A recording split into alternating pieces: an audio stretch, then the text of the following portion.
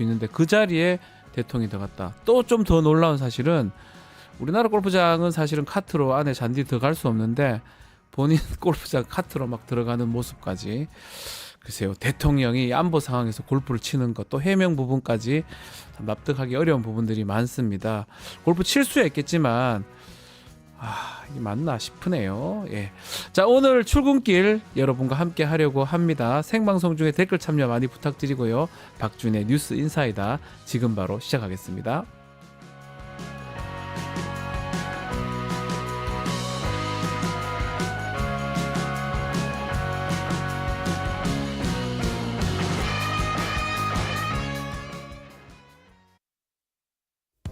유튜브 구독하고 실시간 채팅에 참여하시면 2000 TTCO를 드립니다.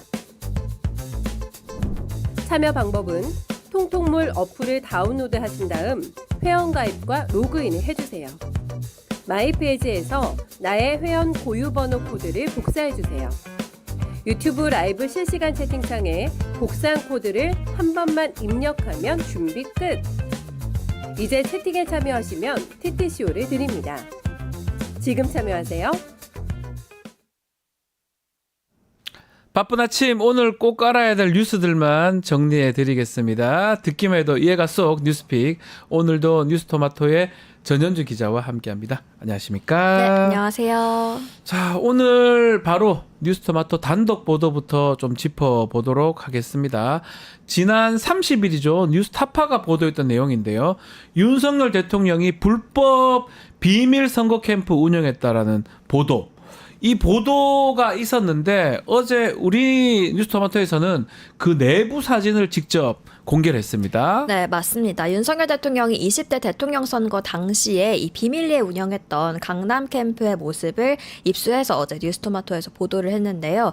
해당 건물은 강남구 신사동에 위치한 7층짜리 건물이었습니다. 지금 화면에 나가고 있는데요. 네.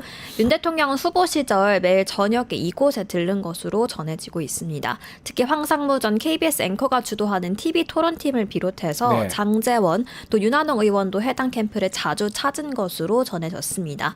윤석열 캠프에서 정책 총괄 지원실장을 맡았던 신용환 전 서원대 석좌 교수는 사적으로 중요한 분들을 만나거나 중요한 준비를 할 때에는 이 강남 캠프에서 많이 한 걸로 안다 이렇게 말하기도 했습니다.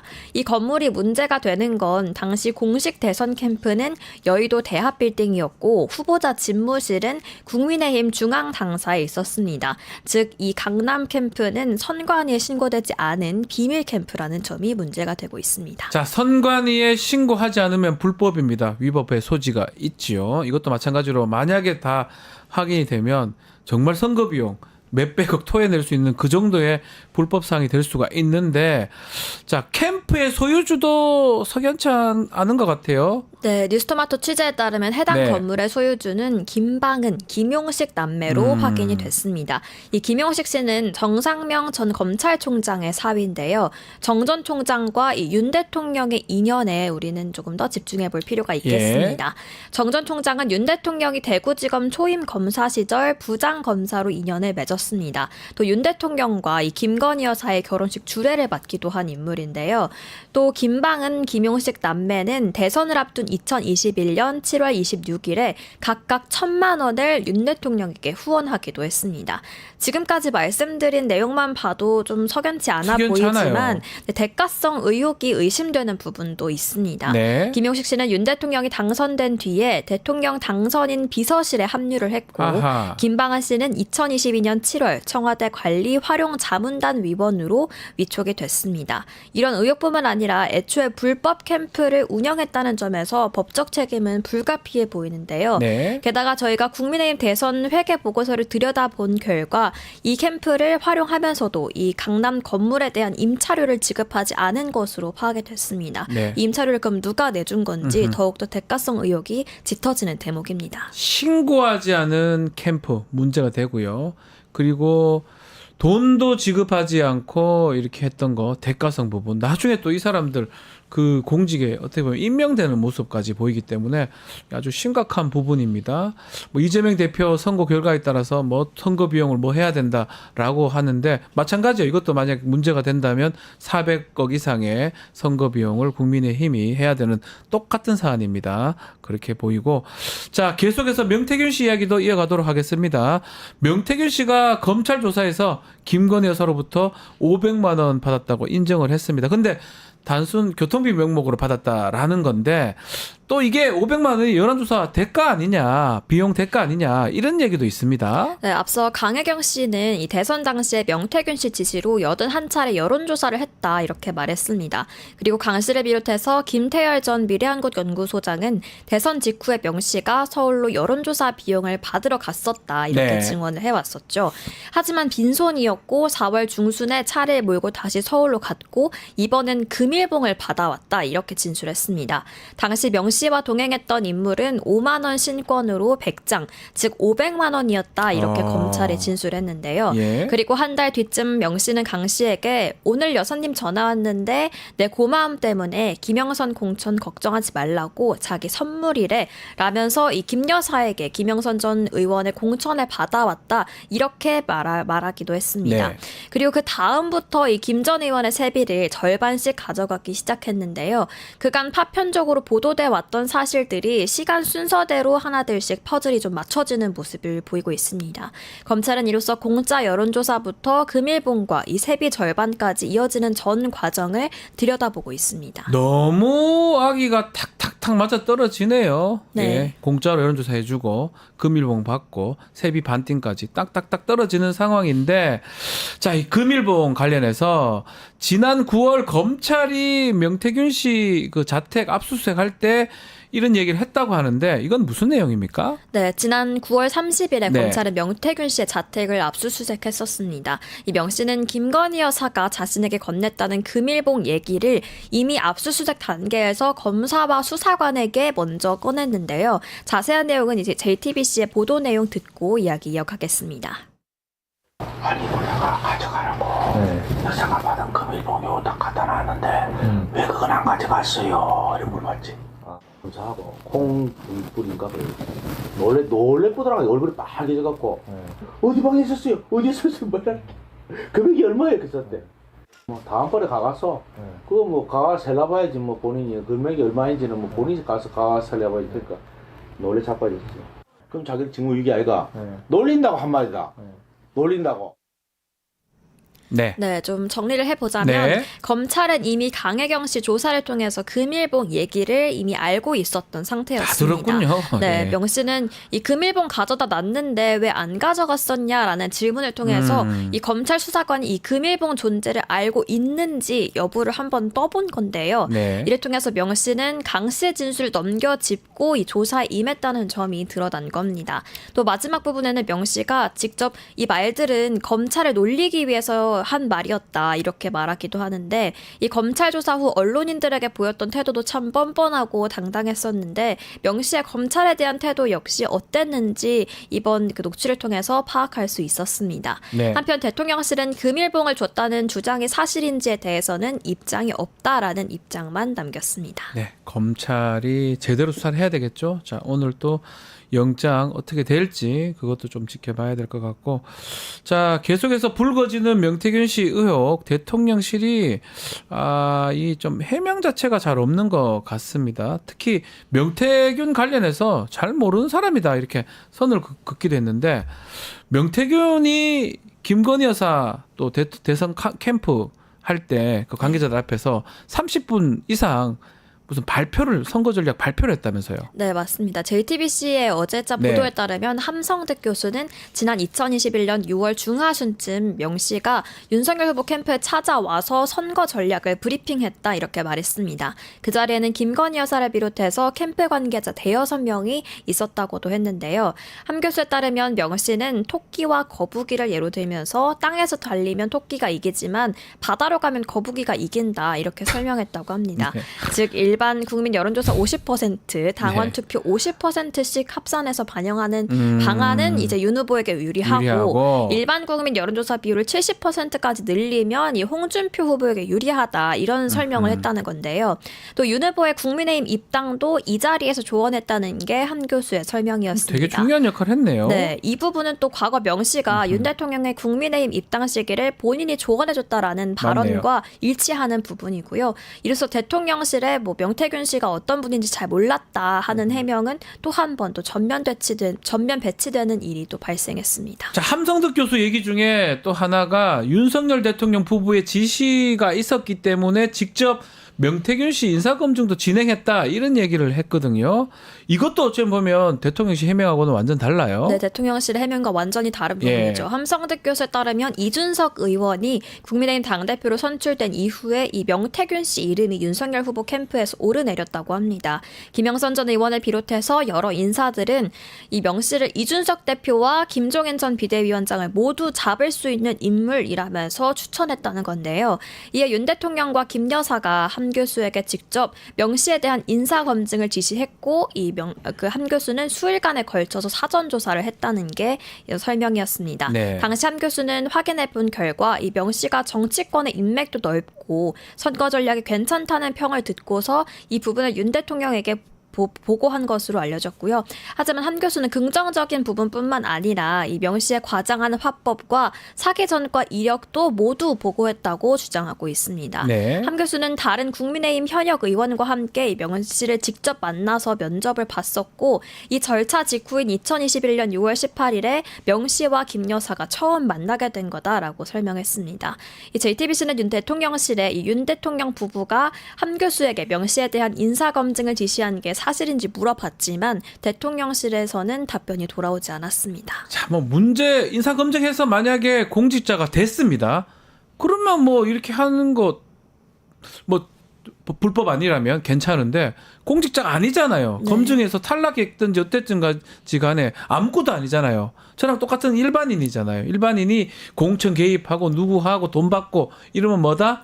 불법이다. 이게 국정농단이다라는 생각이 드는데, 자, 명태균 씨 오늘 영장실질심사 이제 있습니다. 아마 도주 우려보다는 증거 인멸 우려 이게 쟁점으로 보이는데 앞으로 구속 여부에 따라서 검찰 수사 방향 어떻게 달라질까요? 네, 우선 지난 11일 검찰이 명 씨에 대해서 구속영장을 청구한 내용은 정치자금법 위반 혐의입니다. 네. 검찰은 이 명 씨가 김영선 전 의원 측으로부터 수십 차례에 걸쳐서 세비 7천여만 원을 받았다 이렇게 보고 있고요. 또 지방선거 예비 후보자 2명으로부터 각각 1억 2천만 원을 받은 것으로 보고 있습니다. 검찰이 주장하는 구속 필요성은 이 증거 인멸과 도주 우려 이유입니다. 특히 이 대선 기간 전후로 썼다던 명 씨의 휴대전화 세대 네. 이 부분이 좀 관심이 쏠리는데요. 이로써 명 씨는 이 휴대전화 세대에 대해서 버린 게 아니라는 점을 입증해야 할 것으로 보입니다. 명 씨가 구속될 경우 검찰은 김 전 의원을 비롯해서 강혜경 씨와 대제신문 등의 조사도 벌일 것으로 예상되고 있고 한편 만약 영장이 기각된다면 검찰의 또 부실 수사 또 봐주기 수사 논란은 불가피할 것으로 보입니다. 아마 수사는 좀 긴급하고 신속하게 했어야 되는데 그 부분이 좀 어떻게 될지 한번 지켜보기로 하고요. 자, 마지막으로 이 얘기 좀 해보겠습니다. 윤석열 대통령 이야기인데요. 뭐 골프 관련된 얘기입니다. 제가 모두의 말씀도 좀 드렸지만 이게 골프장 찾는 장면이 이제 보도가 되니까 대통령실이 트럼프 대통령하고 당선인하고 골프 외교학에서 찾은 거다. 8년 만에 연습 새로 했다라고 하는데 거짓말이었네요. 네, 8년 만에 찾았던 골프장은 지난 8월 말부터 골프장을 찾은 것으로 드러났습니다. 지난 8월 말부터 트럼프 될 줄 알았어요? 네, 맞습니다. 네. 테른 골프장 관계자는 첫 방문을 지난 8월 말의 토요일로 기억을 네. 하고 있는데요. 이 관계자에 따르면 윤 대통령은 이후에도 9월 28일, 10월 12일, 11월 2일과 9일 모두 토요일에 5차례 방문했다고 엄청 많네. 말했습니다. 맨날 매주 쳤네 거의. 네, 특히나 여기서 주목되는 게 11월 9일입니다. 네. 그 전전날인 11월 7일에 대국민 사과가 있었는데 대국민 사과를 한 뒤에도 곧바로 골프장을 찾았다는 건데요. 이 관계자에 따르면 윤 대통령은 사전 예약 없이 오후에 가겠다 이렇게 연락을 하고 골프장에 네. 방문을 하거나 또 정해진 도로를 벗어나서 전기 카트를 타고 잔디밭을 달리는 이런 만행도 안 돼요. 동남아나 저질렀다고 가능하지. 우리 합니다. 골프장은 안 되면 잔디 다 상합니다. 그러면. 네, 또 네. 시간을 돌려서 좀 기억을 되짚어 보면 지난 9월 진행된 대정부 질문에서 장경태 의원이 이 윤 대통령 부부가 군 골프장을 방문했다라는 그런 그런 제보 질문을 내용을 했었어요. 공개한 적도 있습니다. 특히나 그 시기도 이 경기도 부천에서 화재가 발생한 뒤여서 이 논란이 됐었는데요. 또 오물풍선이 날아오던 날에도 군 골프장에서 골프를 쳤다는 의혹이 제기됐었습니다. 네. 당시에는 그렇게 크게 이 골프 논란이 화제가 되지는 않은 채로 넘어갔었는데 지금 생각해보면 윤 대통령은 꽤 오랜 기간 전부터 계속 친 것 같은데요. 꾸준하게 네. 골프를 쳐왔다는 설명이 됩니다. 그러면서도 대통령실은 트럼프 대통령이 당선이 돼서 8년 만에 연습에 나섰다. 대화하려면 연습이 필요하다. 이렇게 해명을 내놨었는데요. 네. 미국 대선은 11월 5일이었는데 훨씬 앞선 그 8월 말부터 군 골프장을 찾았다는 게 좀 앞뒤가 안 맞는 해명이라는 설명입니다. 그러네요. 또 이 폭락 지지율과 민생이 어려운 상황에서 국군 통수권자로서 이걸 돌보기는커녕 골프를 치러 다닌 것도 문제고 그마저도 대통령실의 영뚱한 해명도 계속해서 문제가 되고 기자 있습니다. 사과 국민한테 사과를 하고 골프를 치러 가다니 이게 납득하기 어려운데 또 문제가 있습니다. 윤석열 대통령 골프 치기 위해서 다른 팀 예약 취소시키고 앞서 플레이하는 팀들도 재촉했다. 이런 내용도 있습니다. 네, 앞서 진행자님께서 말씀해 네. 주셨지만 오늘 아침 노컷뉴스 단독 보도에 따르면 북한의 도발이 있던 지난달 12일에도 윤 대통령은 태릉 CC로 골프를 치러 갔었습니다. 그런데 그날 당일로 취소된 팀이 10개인 것으로 아이고야, 확인이 참. 됐는데요. 이 안보 위기 상황이란 명분으로 국방부의 취소 방침이 있었는데 그 자리에 국군 통수권자인 윤 대통령이 들어간 겁니다. 지난달 12일은 전날 북한이 우리나라가 이제 평양으로 무인기를 침투시켰다면서 모든 공격 수단을 준비 태세에 두는 등 보복 조치에 나서겠다고 선언한 날이었는데요. 이 외에도 대통령이 골프를 치러 가는 날에는 경호 방침상 앞뒤로 홀 간격을 띄우기 위해서 기존에 치던 플레이어들에게 재촉하는 일도 많아서 민폐가 벌어지기도 했습니다. 하지만 대통령실은 윤 대통령이 마치 국민들을 위해서 또 국민들께 민폐를 끼치지 않기 위해서 태릉 CC를 찾았다라고 말하면서 정반대의 취지의 해명을 내놓기도 했는데요. 다른 사람의 경기 진행을 방해해놓고 오히려 국민들을 배려했다 이런 논리를 펼친 겁니다. 그게 배려입니까? 알겠습니다. 골프나 치시지 그러면 뭐하러 아닙니다. 더 이상 얘기하기도 그렇습니다. 대통령이 골프를 왜 칩니까? 제가 이해가 잘 안 되네요. 알겠습니다. 오늘 수학능력 시험 날인데 우리 학생들, 수험생들 좀 잘 치시기를 바라고 그간의 노력 후회 없이 또 모두 펼치시기를 저희 뉴스 인사이다 응원하겠습니다. 또 학부모님들도 모두 고생했습니다. 이 말씀으로 뉴스 픽 마무리하겠습니다. 전주 기자 감사합니다. 네, 고맙습니다.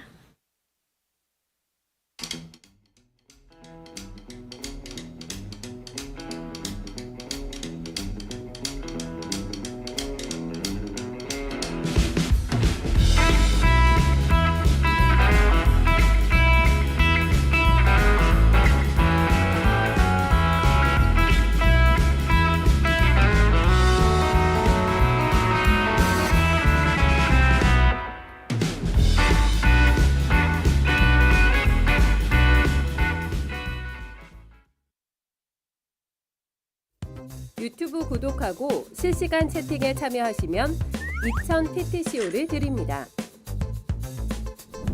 참여 방법은 통통물 어플을 다운로드 하신 다음 회원가입과 로그인을 해주세요. 마이페이지에서 나의 회원 고유번호 코드를 복사해주세요. 유튜브 라이브 실시간 채팅창에 복사한 코드를 한 번만 입력하면 준비 끝! 이제 채팅에 참여하시면 TTCO를 드립니다. 지금 참여하세요. 한 주간의 민심 쏙쏙들이 들여다보겠습니다. 쇼미더 민심. 오늘도 박영식 정치시사 에디터 김민아 평론가 함께합니다. 안녕하십니까? 네, 반갑습니다. 자, 이번 주는 저희 미디어토마토 아니고 다른 여론조사로 진행을 합니다. 어제 발표된 스트레이트 뉴스가 조원 CNI에 의뢰한 조사 결과고요. 개요 짧게 소개해드리면 9일부터 11일까지고 전국 18세 이상 남녀 2,000명 대상했습니다. 무선 RDD 방식이고요. 자, 95% 신뢰 수준 표본 오차가 플러스 마이너스 2.2% 포인트, 응답률이 3%입니다. 자, 먼저 국정운영 평가 알아보겠습니다. 박영식 에디터 어떻게 네. 나왔습니까? 네, 이번 여론조사에서는 긍정이 24.3%고 부정이 74%였습니다. 네. 윤석열 대통령 지지율은 이 조사에서는 2주 전보다 소폭 상승한 결과가 나왔는데 이게 뭐 0.5% 정도여가지고 이제 큰 의미 부여를 하긴 좀 어려운 수치라고 보고요. 왜냐하면 부정평가도 비슷하게 좀 상승을 해서 네. 긍정은 오르고 부정도 올라가서 종합하면 지지율이 뭐 실제 올라갔다고 보기에는 어려운 결과이고요.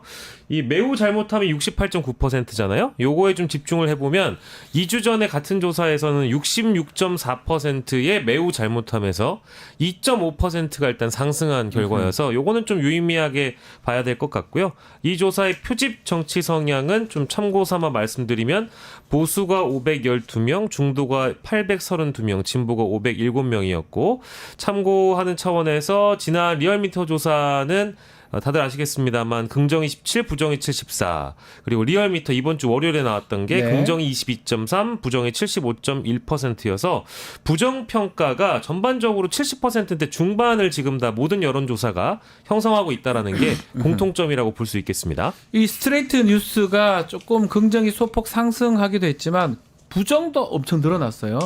특히 이 시점이 대국민 기자회견 이후에 했던 거기 때문에 이 문제는 뭐냐면 대통령실 기대와 달리 기자회견의 어떤 긍정적 효과는 거의 없었다. 이래 보는 게 맞는 것 같아요. 긍정적인 효과는 있을 수가 없죠. 네. 기자회견, 대통령 기자회견을 뭐 보신 분들이라면은 다들 느끼셨겠지만 어떤 의혹도 해명은 된 게 없고 네. 오히려 대통령의 뭐 태도 논란 이런 것들이 크게 불거졌고 대다수의 보수 언론, 왜냐하면 보수 언론들의 이제 논조라는 거는 어쨌든 대통령, 윤석열 정권 그리고 윤석열 대통령에 대해서 이제 우호적인 측면들이 있었기 때문에 그렇죠. 보수 언론들, 대다수의 보수 언론들도 이거는 그렇게 이제 좀 이번에는 잘해야 된다. 정관 달라야 된다라고 강조를 했음에도 불구하고 그러한 기대에는 미치지 못했다라는 평가였기 때문에 사실 이 기자회견에 그러한 내용이 반영됐다라고 하면은 지금 이제 상당히 이 여론조사의 응답에 미치는 영향은 상당히 부정적이었을 것이다. 이렇게 추론을 하는 게 맞는 거거든요. 네. 다만 이 기자회견이 끝나고 나서 그러면 이제 그 뭐 야당 지지자 내지는 중도층의 반응이야. 그거야 뭐 워낙 안 좋은 것이 이제 확실한 것이고 네. 그리고 기존의 이 중도층이나 야당 지지자들은 이미 윤석열 대통령을 지지하지 않는 상태 아닙니까? 그렇죠. 이런 여론조사에서도 이 부정 평가를 하는 거의 이제 70% 이상에 이미 들어가 있는 상태 아닙니까? 그렇기 때문에 이분들이 부정적으로 평가하는 것 자체는 여론조사의 어떤 등락에는 영향을 안 미쳤을 텐데 문제는 여당 지지자들이 그럼 어떻게 평가하느냐 그렇죠. 이 부분인 거잖아요. 기존 보수층. 그렇죠. 그럼 이 보수층이 어떻게 평가하느냐의 문제에 있어서는 여기에 영향을 미치는 게 한동훈 대표의 태도인데 이 기자회견하고 나서 기자회견 끝나고 나서 한동훈 대표 무슨 말을 하지? 이렇게 주시를 했는데 한동훈 대표가 태도가 어땠냐면 윤석열 대통령이 어쨌든 기자회견에서 이렇게 사과도 하고 나름대로 뭔가를 한동훈 대표가 그동안 요구했던 거를 여러 가지를 수용한다는 취지로 얘기를 한 걸로 나는 들었다. 네. 한동훈 대표 입장에서는 네, 나는 그렇게 들었다. 하루 지나서 본인이 그렇게 해석해 버리더라고요. 그렇죠. 예. 나는 그렇게 들었기 그렇게 때문에 들렸군요. 저희는 네. 그렇게 안 들렸는데. 그렇죠. 예. 다른 사람들이 어떻게 들었든지 간에 나는 그렇게 들었기 때문에 앞으로는 빠른 실천이 중요하다. 이렇게 정리를 했어요. 예. 그러다 보니까 보수층 입장에서는 그러면 좀 뭔가 수습이 되나? 이제 요런 이 좀 뭐랄까요. 유보적인 어떤 그런 태도 이런 것들이 또 일부 작용을 해서 네. 그런 게 좀 복합적으로 작용된 결과가 아닐까 이렇게 봐야 될 것 같습니다. 같은 맥락인데 우리 박영식 에디터 보기에 예. TK 지역은 긍정평가 살짝 상승을 했어요. 부정평가는 좀 하락했고 그게 뭐 같은 맥락으로 봐야 됩니까? 어떻게 보십니까? 완벽하게 저도 동의하는 네. 말씀이시고요. 이게 지금 수치를 보니까 TK가 긍정 평가가 5.7% 포인트 상승했고 맞습니다. 부정 평가가 4.3% 포인트 하락했고요. 네. 꼭 이 조사만 그런 게 아니고 지난주 갤럽 조사도 그렇고 이제 여타 여론 조사도 약간 동일한 측면을 TK에서 보이고 있거든요. 네. 그러니까 대통령 기자회견에서 이제 자신을 좀 지지해줬던 영남 지역이나 특히 TK 얘기를 했어요. TK 얘기를 야. 하면서 콕 집어서 얘기를 하니까 예, 맞아요. 아마 대통령에 대한 일정 부분 동정론도 있을 거고 아까 김민하 평론가께서 언급해주신 한동훈 대표의 반응이라든지 또 기자회견 끝나자마자 이른바 이제 친윤계 의원들의 경우에는 뭐 당정 일체, 민생 강조. 이제 우리가 함께 나아가야 된다. 이제 이런 메시지가 나오면서 보수 전반적인 어떤 흐름이라는 것이 결집으로 양상을 보여줬기 때문에 TK 쪽에서도 당연히 이렇게 좀 상승하는 국면을 가져와서 현재도 뭔가 자연스럽게 보수가 뭉쳐가는 그런 그림으로 나아가려고 하는 것 같은데 아하. 이따 뭐 뒤에 얘기하겠습니다만 예. 약간 좀 어려운 포인트가 보입니다. 뭐 게시판 논란도 있고 하다 그렇죠. 보니까요. 그 네. 부분도 나중에 또 얘기를 좀 해야 되겠지만 일단은 이 지지율 관련해서는 우리가 항상 좀 얘기하는 게 내일 금요일에 있을 갤럽 조사 또 오늘 MBS 지표 조사가 있는지 모르겠는데요.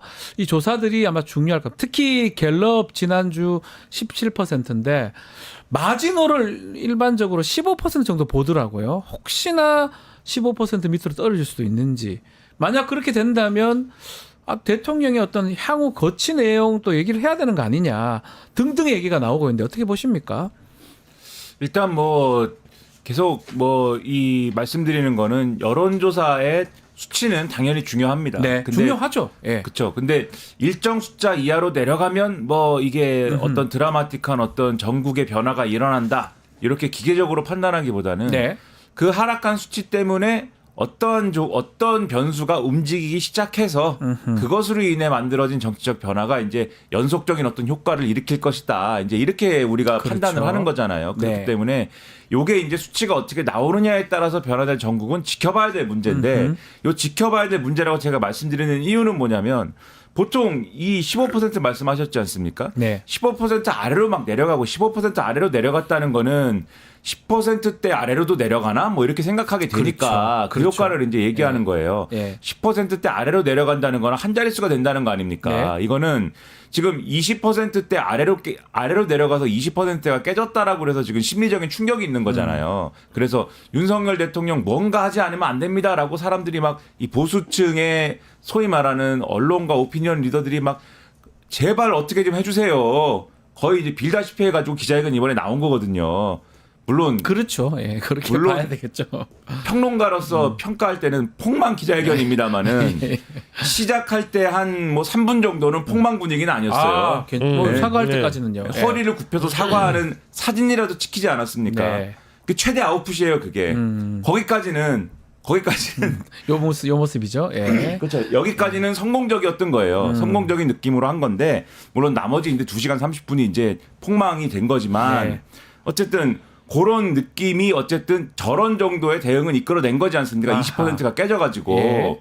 근데 이제 15%가 깨져가지고 10%대가 깨지나라는 느낌을 주면은 어떤 변화들이 생기냐면 여당이 그러면 가만히 있을 수가 있지 않 같이 갈 수가 없을 것 그렇죠. 같은데요. 여당이 가만히 있을 수가 없게 되고 네. 이대로 갈 수가 없다고 하면은 뭔가 윤석열 대통령과의 디커플링이 보다 본격적으로 나타나야 되고 네. 이런 현상들이 일어나야 되는데 그것도 나름대로의 여당의 대표라든가 여당의 국회의원들이 정치적 판단을 지금 할 수가 있는 상태여야지 또 이게 어떻게 그렇게 이제 돌아가는 어떤 판을 만들 수 있는 그러한 계기가 되는 건데 지금 한동훈 대표는 약간 거꾸로 가고 있지 않습니까? 네. 그러니까 오히려 윤석열 대통령이 벼랑 끝에 내몰렸기 때문에 여기서 윤석열 대통령한테 빚을 좀 안겨주면서 그러면서 윤석열 대통령한테 여기서 제가 한동훈 대표 입장에서 여기서 제가 이렇게 손을 내밀었기 때문에 앞으로 저를 덜 미워해 주세요. 그런 느낌으로 보여요. 네. 예. 그리고 좀 일부 김건희 라인이라는 사람들도 정리를 해주시고 저의 말을 좀 더 들어주세요. 뭐 이렇게 지금 시도를 하는 거잖아요. 네. 그래서 이렇게 갈 경우에는 아무래도 윤석열 대통령 입장에서는 앞서 말씀하신 거취에 대한 뭐 고민이나 이런 걸 하기보다는 오히려 이걸 계기로 해서 뭔가 이제 보수층이나 이런 이제 좀 흩어져 있던 지지층을 오히려 모아보려고 하는 시도를 하거나 뭐 이렇게 갈 수도 있는 거여서 네. 15% 아래로 내려갈 때 과연 그 결정적 계기가 실제로 작동할 거냐는 조금 더 지켜봐야 된다. 다만 그건 단기적인 얘기고 아하. 장기적으로 15% 아래로 내려가서 이게 지지율이 고착화가 됐다. 그럼 장기적으로 과연 정권이 유지 가능한 조건이겠느냐 그게 여기서는 또 판단을 달리해 볼 수 있는 여러 가지 변수가 그렇죠. 장기적으로는 계속 돌출될 것이다. 아하. 이렇게 봐야 됩니다. 같이 한번 박영식 에디터한테 질문 드려보겠습니다. 이 거치 부분도 거치 부분이지만 이번에 순방 때는 김건희 여사 빼고 간다고 하거든요. 네네. 조금 반등하거나 좋아질까요? 효과 있을까요? 저는 효과는 많이 없을 거라고 없을 것이다. 또 없다고 생각합니다. 보시군요. 왜냐하면 윤 대통령 해외 순방 효과라는 예. 게 그동안 사실 여러 사례들을 비춰봤을 때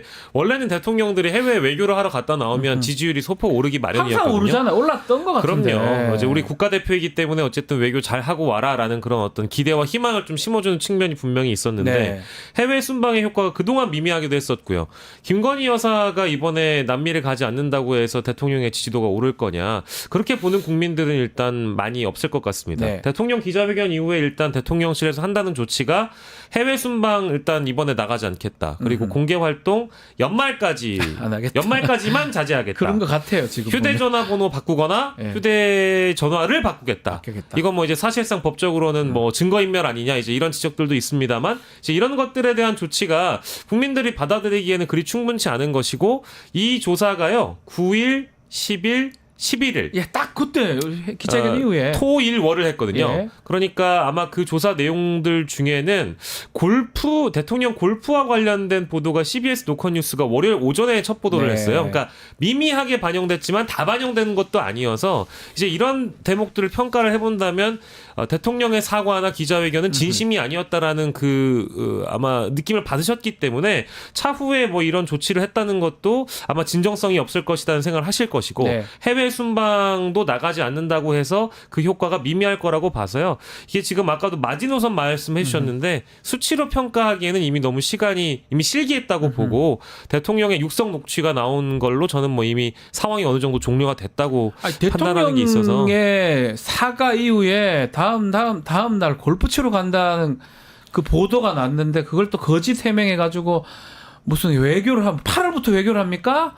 트럼프 될 줄 알았나요? 바이든 되는 줄 알고 엉뚱하게 준비를 다 해놓고 그래놓고 골프장 가가지고 민폐를 다 끼치고 야 이거가 또 되면 또 여론에 나쁘게 반영되지 않을까요? 그러니까 이거를 국민들이 정확히 좀 평가를 해주셔야 되는 게 예. 일단 첫째로 거짓 해명한 거 아닙니까? 거짓말 하면 안 되잖아요. 그렇죠. 이게 정말 대통령이 골프라는 운동은 대중화돼 있고 대통령도 건강 관리를 위해서 골프를 칠 수 있다. 차라리 그러라고요. 차라리 그렇죠. 그렇게 얘기하라고요. 이런 생각이면 거짓 해명을 하지 말아야죠. 네. 나는 평소에 골프로 이 건강 관리를 해왔는데 동선이나 뭐 이런 것들이 경호상의 문제가 있어서 그동안 비밀로 붙여왔고 이 언론 취재에 대해서도 그런 차원에서 취재를 막은 것이다. 이렇게 대통령실이 해명을 했으면은 네. 그러면은 물론 이제 다소 이제 논란은 있을 수가 있겠지만은 어쨌든 간에 거짓 해명을 했다. 이렇게는 안 갈 거 아닙니까? 근데 네. 왜 트럼프 핑계를 대면서 이걸 이렇게 얘기하면은 사람들이 볼 때 이거는 성의도 없고 네. 성의가 없는 해명인데다가 거짓 해명을 하는 거잖아요. 그래서 네. 문제고 그리고 기자회견에서 대통령이 24시간이 모자랄 정도로 고3에 준하는 그러한 바쁜 일상을 보내고 있다고 예. 말씀을 했지 않습니까? 고3이 골프 칩니까? 정확하게는 고3보다 더 그렇죠. 고3이 골프 칩니까? 골프가 무슨 우리가 물론 이제 그 플레이스테이션 이런 데서 골프 치면 빨리 끝낼 수 있습니다. 그거는 골프를. 근데 일반적 골프 치면요. 치는데 한 5시간 왔다 갔다 하면 하루가 다 날아갑니다. 그러니까 이게 뭐 GTA 5가 아니잖아요. 아닙니다. 네, 그냥 그런 데서 치면은 빨리 끝나지만 빨리 끝나지도 않고 그리고 일단 대통령 세 번째로 두 번째가 그런 것이고 네. 세 번째로 그런 거 다 떠나서 대통령이라는 지도자적 위치에서 즐기기에는 그러니까 일반적인 국민을 얘기하는 게 아닙니다. 네. 일반 국민들은 얼마든지 해도 좋은데 지도자적 위치에서 즐기기에는 골프라는 어떤 그러한 운동이 그다지 이게 좋지 않아요. 제가 볼 때는 왜냐하면은 일단 논란이 뒤따를 수밖에 없는 운동입니다. 네. 지금 말씀드린 것처럼 시간도 많이 걸리고 또 골프장이라는 게 어쨌든 필요하잖아요. 물론 네. 군 골프장에서 치는 것이긴 하지만 골프장이라는 것을 그러면 앞으로 많이 만드는 쪽으로 뭐 정책을 펼 거야 뭐 이런 쪽으로 막 논란이 발생할 수가 있는 거 아닙니까? 네. 거기다가 골프라는 운동 하면은 아직까지 한국 사회에서 예를 들면 골프채 뭐 이러면은 뭐 생각납니까? 골프채 하면은 이게 다른 나라에 뭐 미국이나 이런 나라에서 한번 골프채 사면은 이거 가지고 뭐 10년씩 나는 척 이런 나라가 아니잖아요. 네. 골프채 하면은 뇌물로 그거 줬니? 뭐 이런 거부터 생각나는 나라인데 네.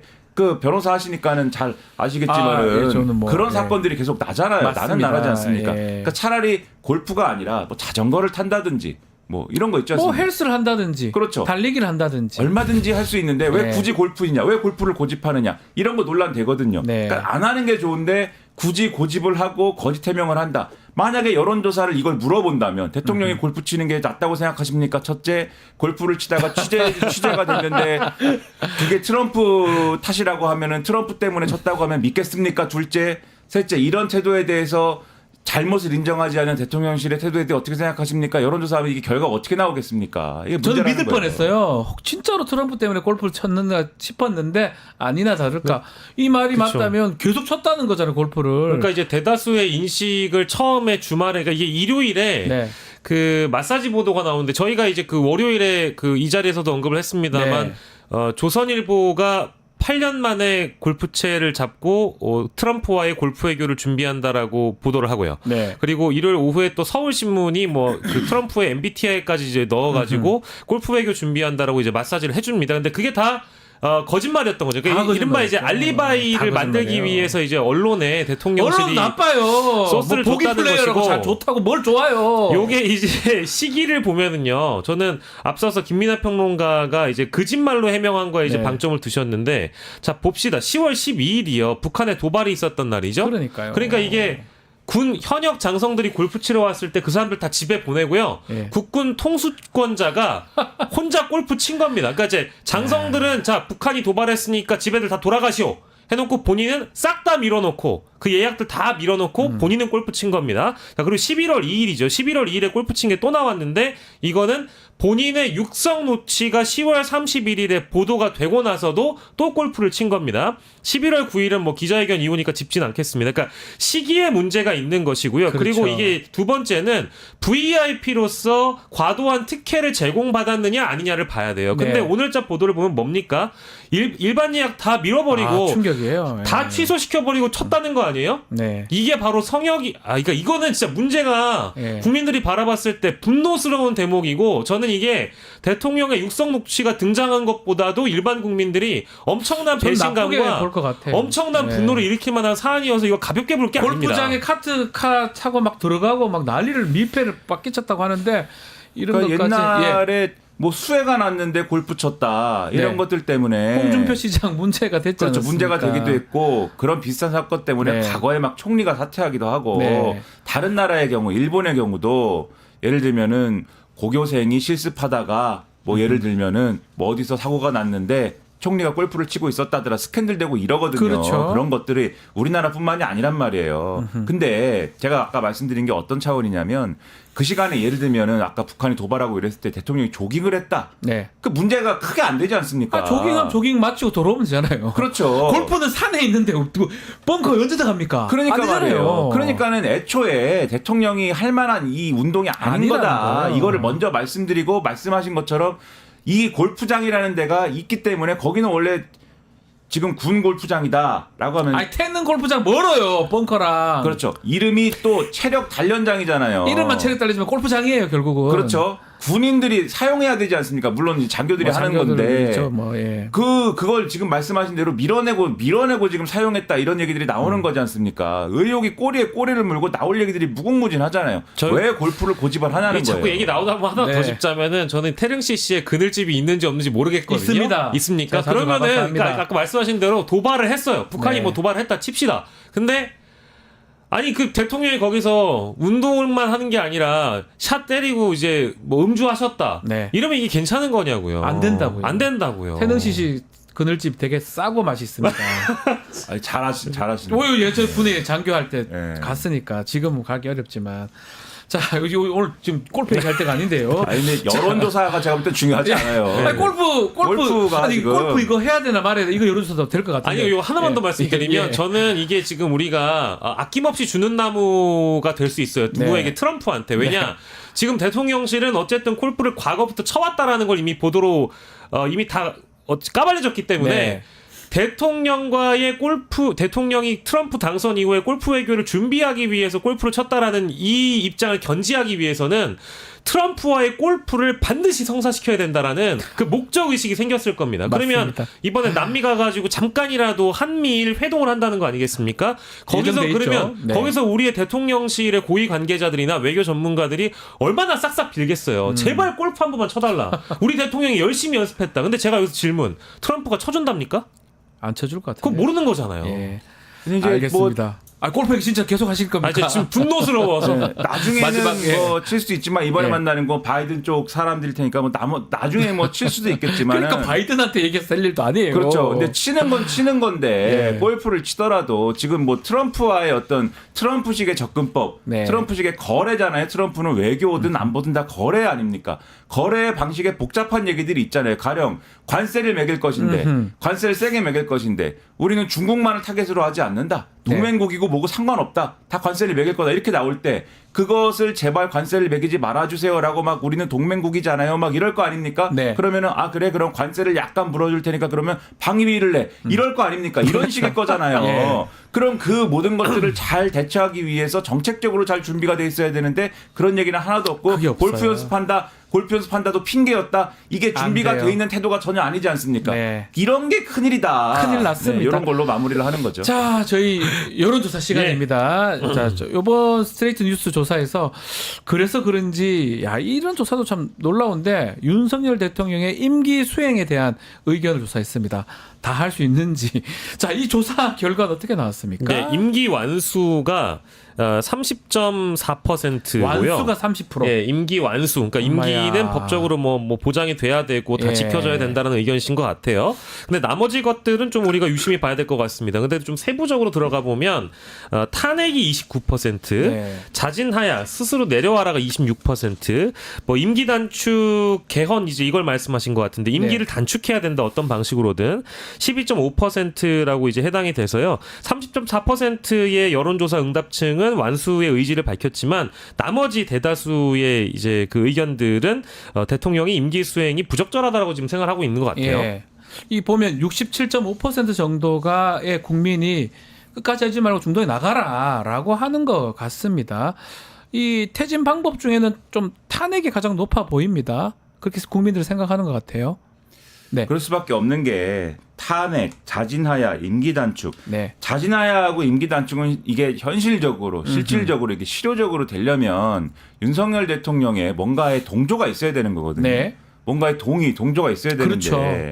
윤석열 대통령이 그럴 거라고 아무도 기대를 안 하지 예, 않습니까? 안 그리고 믿는다. 기자회견에서도 분명히 밝혔지 않습니까? 끝까지 하겠다. 네, 임기는 채운다. 2027년 5월 9일까지. 그렇죠. 국민들께 감사하고 그다음에 국민들께 뭐 어쨌든 간에 죄송하고 그다음에 임기는 채운다. 이게 3대 메시지 아닙니까? 네. 그렇죠? 맞습니다. 그래서 이제 뭐 이제 내용을 보면은 그러면 스스로 이제 결단할 바는 없기 때문에 그러면 탄핵이 아닌가 이렇게 생각한 국민들이 많았던 것 같고 네. 특이한 게 이제 임기 완수를 그래도 이제 좀 원하는 이제 응답이 윤석열 대통령의 국정수행 지지율보다 높게 나왔어요. 이거는 뭐냐면은 아무래도 중도층에서는 이게 윤석열 대통령의 국정수행을 지지하느냐 마냐의 문제와 윤석열 대통령이 탄핵을 연상케 하는 임기를 중단해야 되냐 마냐 요것의 온도차가 지금 있긴 있는 겁니다. 중도층에서는. 네. 아무래도 박근혜 전 대통령 때하고는 이게 상황 자체가 다르다기보다는 탄핵이라는 이 임기를 중단시키는 것을 다시 한번 할 것인가 요것 자체에 대한 판단은 지금 다른 부분이 다르다. 있다고 보거든요. 예. 어떤 분이 그런 비교를 하더라고요. 그런 이제 비유를 하더라고요. 그러니까 박근혜 전 대통령 때는 온도가 100도에 도달해서 물이 끓었다라고 비유를 한다면 똑같은 일을 또 해야 된다고 할 때는 아무래도 역치가 이제 올라갈 수밖에 없는 것이다. 그래서 이번에는 기준점이, 예. 기름을 끓이는 거에 가까워서 180도에 도달해야 이제 기름이 될 끓는 것이다. 거에 비슷한데 아하. 그러나 이제 또 물에 삶은 거하고 이제 기름에 튀기는 건 또 다른 거거든요. 이제. 그 말씀하니까 그러니까 저는 이제 튀기면 더 요리에 대해서 고통스럽죠. 요리에 대해서 말씀드리는 거기 때문에 튀는 게 예. 낫죠. 요리에 예. 대해서 말씀드리는 거면 요리. 예, 네, 예. 그래서 그런 걸로 이제 좀 볼 필요는 있다. 요거 네. 이제 꼭 언급하고 가야 되는데요. 네. 이 조사가 의미를 가장 크게 가지는 것은 대통령의 흔한 코어 지지층이 원래 70대였습니다. 그렇죠. 근데 이 70대의 연령대별 의견을 보니까요. 임기 완수와 임기를 지키지 않고 도중에 어떤 방식으로든 내려와야 된다라고 한 응답이 임기 완수보다 더 많습니다. 그렇죠. 그러니까 과반을 넘었거든요. 지금 이제 표가 나가고 있습니다만 70대는 42.5고 예. 탄핵 자진이나 임기 단축이 훨씬 다 더하면 과반입니다. 50이 넘거든요. 예. 그러다 보니까 60대는 약 60%에 육박하고 70대는 50을 넘어가기 네. 때문에 60, 70대마저도 임기 완수를 해야 된다는 응답보다 더 많다라는 점. 그러니까 전 연령층이 이미 대통령의 임기 단축 내지는 거취 문제를 거론하고 있다라고 네. 봐야 될 것 같습니다. 심각한 상황인데 다음 질문도 한번 짚어보고 좀 마무리를 하겠습니다.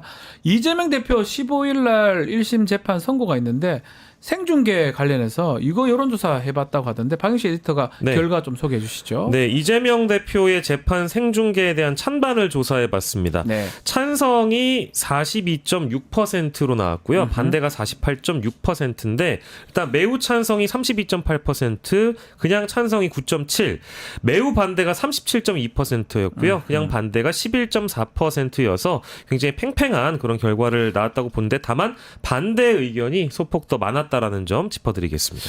자, 뭐 요거는 뭐 더 얘기할 필요는 없- 왜냐하면 결정이 났어요. 재판부에서 불허를 지금 한 상황인데 여당이나 이런 데서 자꾸 이거 주장하는 이유는 뭡니까? 이 정치 쟁점화 시키려고 하는 겁니까?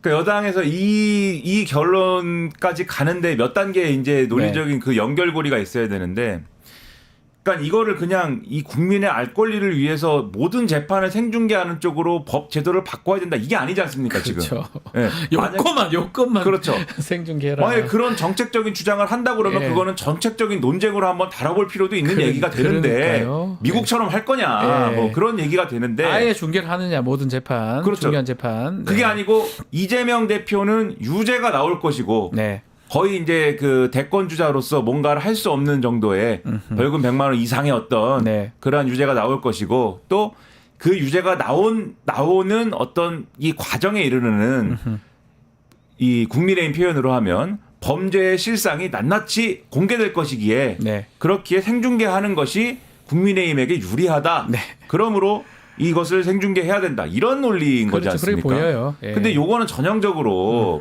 그렇게 국민의힘에서 민주당 쪽을 향해서 비판 논리로 내세웠던 법원 바깥에서 법원을 흔드는 행위거든요. 네. 그런 논리라고 하면은 그렇게 주장하면 안 되죠. 네. 제가 앞서 말씀드린 것처럼 뭐 정책적인 접근이라고만 할 수 있는데 자기들의 유리한 뭐 이런 결과가 나올 것이다라는 걸 전제로 해서 그렇게 주장하면은 사실상 재판부에 이재명 대표를 벌금 100만 원 이상의 그러한 어떤 판결을 해줘야 됩니다라는 네. 취지의 주장을 지금 한 거나 마찬가지 아닙니까? 네. 그래서 그런 주장을 하니까 이 국민의힘 지지층이 이러한 주장에 동조하는 거 플러스 뭐든지 또 국민들 입장에서는 이렇게 좀 정치 저관여층의 입장에서는 뭐든지 또 공개하고 또 이렇게 국민들에게 알려주고 뭐 생중계하고 이런 게 또 어떤 종류의 좋은 점처럼 그렇게 생각할 수도 받아들여지는 있죠. 측면도 있는 거거든요. 예. 그것까지 합쳐져 가지고 아하. 여론조사 결과를 보면은 이렇게 좀 팽팽한 것처럼 나타나는 측면도 있다. 이렇게 봐야 될 것 같습니다. 이 질문 마지막으로 한번 짚어보겠습니다. 지난 7일에 있었던 윤석열 대통령 기자회견. 명태균 관련된 의혹 전면 부인을 했습니다. 이런 입장을 밝혔는데 이 입장 표명에 대해서 여론조사를 했습니다. 국민들은 이게 맞는지 안 맞는지 어떻게 평가를 내렸습니까? 네, 윤석열 대통령의 이번 입장 표명 국민들은 어떻게 생각을 하고 있을까요? 관련 의혹을 전면 부인하고 있는 거에 대한 평가를 해봤습니다. 대통령의 기자회견 동의하지 않는다가 73.7%고요. 뭐 다 믿네요. 예. 동의한다가 22.9%인데 이제 매우 동의하지 않는 층이 예. 66.9%나 되고요. 하지만 매우 동의한다라는 적극적 동의층은 11.2%에 일단 불과했습니다.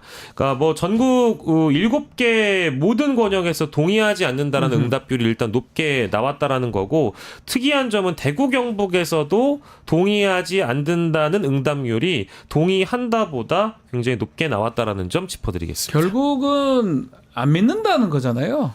그러니까 이거 사실은 여당 지지층에서는 네. 좀 대통령의 해명이나 이런 걸 믿고 싶은 마음도 있었을 건데 네. 만약에 윤석열 대통령이 이러한 여러 의혹에 대해서 정말 정교하게 준비된 네. 그러한 방식으로 지금 드러난 팩트나 이런 것들하고 충돌하지 않는 방식으로 그리고 우리가 알고 있는 상식, 제도적 상식 이런 거하고 충돌하지 않는 방식으로 정교하게 준비해갖고 해명을 했으면은 저는 그럴 줄 알았습니다. 네, 그랬으면 저는 그렇게 할 줄 알았어요. 그렇죠. 그랬으면은 수치가 이거보다는 좋게 나왔을 겁니다. 그러니까요. 근데 윤석열 대통령이 막 우기잖아요. 그리고 이게 뭐 즉흥적으로 얘기한 것 같은 얘기를 막 하고 대표적으로 제가 가장 정말 이렇게까지 말씀을 하시나 싶었던 거는 예. 특검에 대한 언급이었습니다. 예. 마치 특검이라는 제도에 정말 처음부터 위헌성이 내포되어 있는 것처럼 얘기를 하고 그리고 특검 야당이 추천하는 특검은 또 상권 분립인 것처럼 또 늘 말씀을 하시고 거기다가 플러스 이번에는 이 검찰이 수사한 거를 또 특검이 다루면은 인권 유린이라고 얘기를 하고 근데 다 윤석열 대통령이 해본 거지 않습니까? 본인이 전문가시죠. 특검수사팀장하고 야당이 추천한 특검의 특검수사팀장이었고 검찰이 손댄 사건들의 특검을 하고 그러면 다 본인이 인권 유린을 하고 지난번에는 공수처에서 수사한 거 미진하면 내가 특검을 얘기하겠다라고 했는데 그때는 그런 인권 유린 선언인 것입니까 그러면 그러니까 이런 게 다 뭔가 미봉적인 어떠한 해명을 막 던지는 것 같으니까 믿고 싶은 사람도 저거는 윤석열 대통령이 그냥 또 변명하는 것 같아 네. 이런 느낌이 드니까 지금 여론조사에서 못 믿겠다고 나오는 매우 거죠. 즉흥적입니다. 대국민 담아 국민들한테 말하는 거는 정말 수십 번, 수백 번 준비해도 지나치지 않는데 제가 본 결과 매우 즉흥적이고 준비를 1도 안 했던 것 같다는 생각이 들어서 아마 많은 국민들, 보수 지지층들 봤을 때도 갸우뚱했지 않았을까 저는 그렇게 생각이 듭니다. 자, 오늘 이야기는 여기서 마무리를 해야 될 것 같습니다. 자, 김민아, 박영식 두 분 감사합니다. 고맙습니다.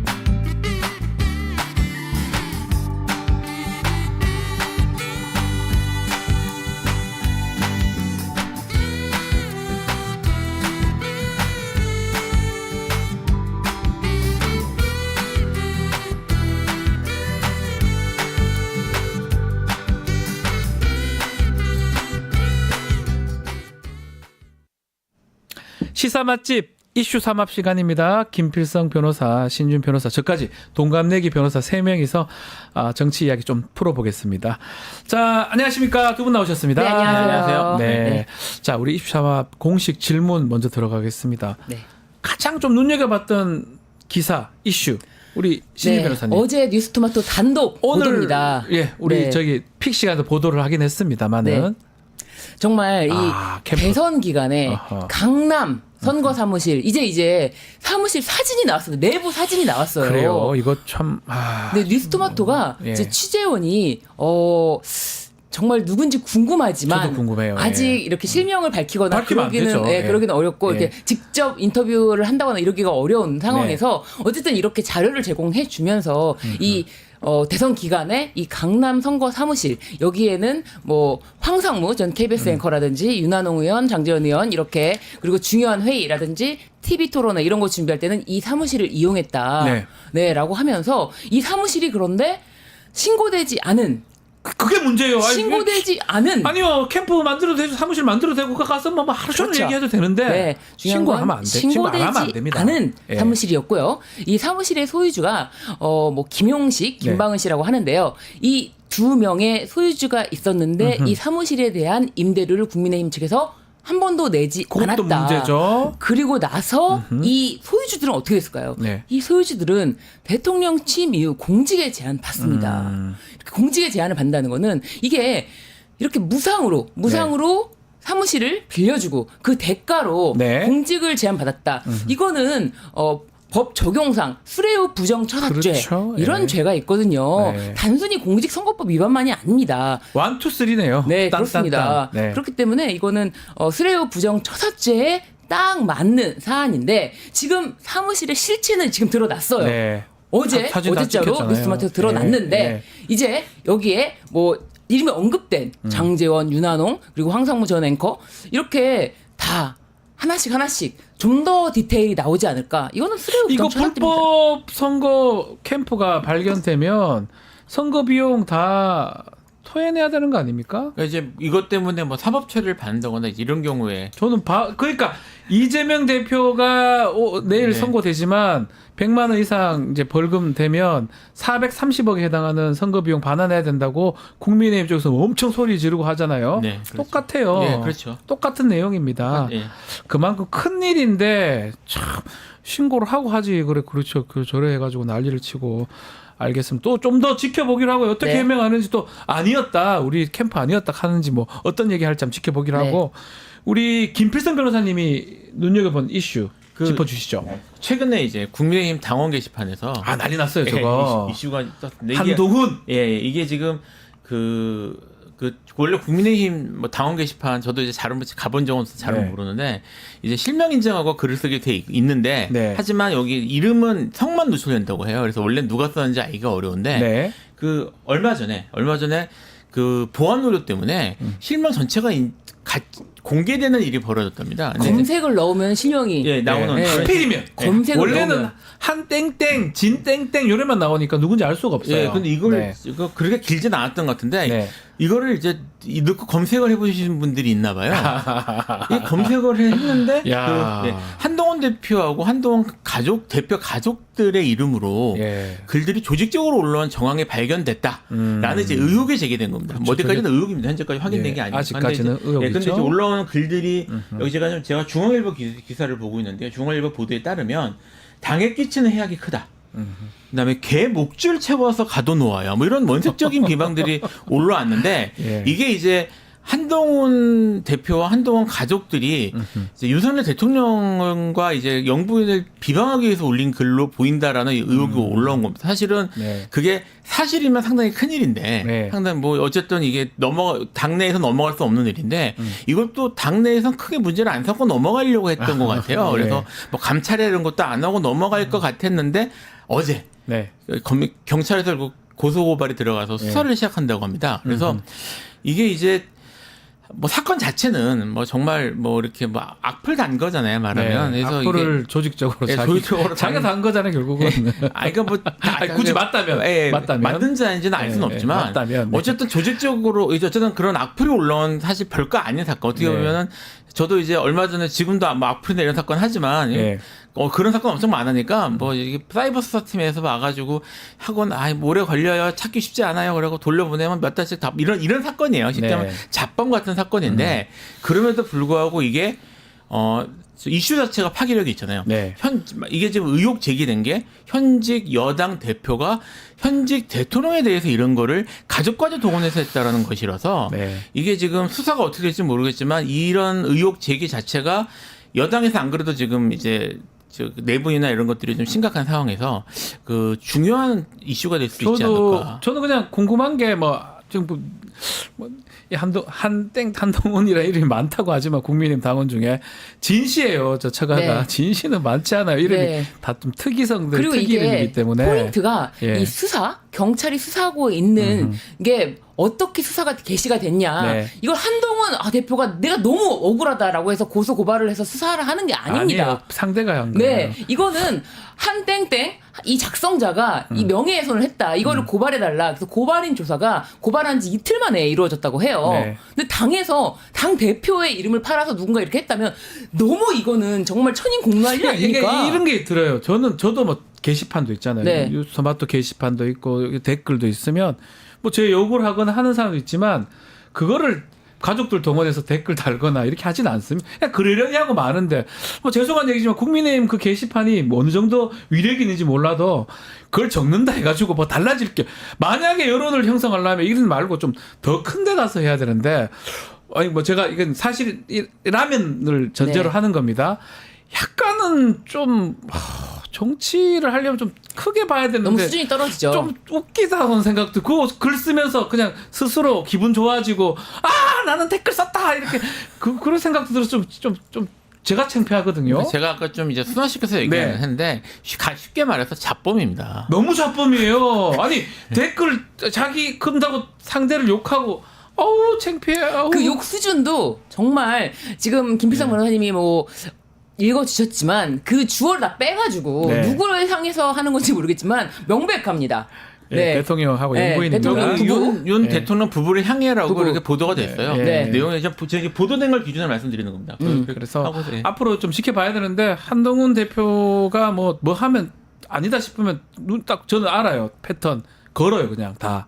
그렇죠. 이제껏 다 거셨거든요. 심지어 제가 네. 이제 같이 방송했던 장용진 기자, 네. 장용진 기자가 페이스북에 한동훈 그렇게 수사를 잘한다더니 왜 부산 LCT 수사는 그 모양으로 했대? 그 사건, 네. 요 사건으로 고소하고요. 민사소송 1억 원. 들어갔죠. 1억 원 민사소송 손해배상 청구했습니다. 물론 한동훈 대표가 다 졌습니다. 네. 대법원까지도 가서 다 졌는데 근데 어떻게 이렇게 자기 이름을 도용했다면 어떻게 가만히 있을 수가 있을까요? 네, 너무 의문입니다. 지켜보죠. 아마 이거 당무감사 뭐 한다 하다가 안 했다 했는데 문제 수사가 지금 진행된다고 하니까 결과가 이렇게 나도 저렇게 나도 다 문제가 될 것 같아요. 그래서 지금 한동훈 대표 퇴진 운동을 매주 수요일에 국민의힘 당사 앞에서 한다고 합니다. 네. 매주 수요일이라고 그러니까 합니다. 이게 지금 뭐 진실이 어떻게 밝혀질지는 모르고 사실 이제 뭐 한동훈 대표 입장에서 억울할 수도 있겠죠. 억울할 수 있죠. 아니면 예. 정말 밝혀야죠. 억울해요. 밝혀야죠. 뭘 밝혀야 예. 되는 건데 이게 결과가 어떻게 나오든 간에 국민들 뭐 여기 네. 특히 당원들 같은 경우에는 이런 것 때문에 한번 의혹을 가지면 결과가 어떻게 나오든 그 사실 아니야 이렇게 생각할 수 있거든요. 그러니까요. 이런 것들이 그래서 지금 이 사건 자체가 뭐 형법적으로 중요한 걸 떠나서 국민의힘 내부에서는 이게 좀 중요한 이슈가 돼서 좀 네. 길게 이제 영향을 주지 않을까라는 생각이 형법적으로는 자범입니다. 자범이지만 네. 국민의힘 내부에서는 매우 중요한 정치적 이슈가 될 수가 있다라고 이렇게 짚어 주셨습니다. 자, 본격적인 이야기, 본격적 이야기 하기 전에 너무 확 지나가긴 했는데 좀 이어가겠습니다. 이재명 대표 선고 생중계 부분입니다. 결국 법원이 불허했습니다. 결정을 내렸는데 글쎄요, 이게 왜 여당에서는 특히 이 생중계 하자고 지금 했던 걸까요? 저는- 그리고 여당 대표는 뭐 생중계를 되게 좋아하세요. 한동훈 네. 대표님. 네. 그러니까요. 국민의 알 권리를 위해서 생중계를 해야 된다고 하는데 되게 좋아하십니다. 저는 이렇게 생각합니다. 이재명 대표를 진짜 여의도 대통령으로 생각하고 있구나. 아. 네. 대통령급으로 생각하고 있기 때문에 어떤 재판에 대해서 생중계를 하자라고 하는 것이 사실은 말이 맞는다라고 생각이 들고요. 네. 사실 이 재판이 정말 내용을 살펴보면은 너무나 말이 안 되는 것으로 검찰이 기소를 했다라고 저는 보거든요. 예. 김문기 전 차장을 몰랐다.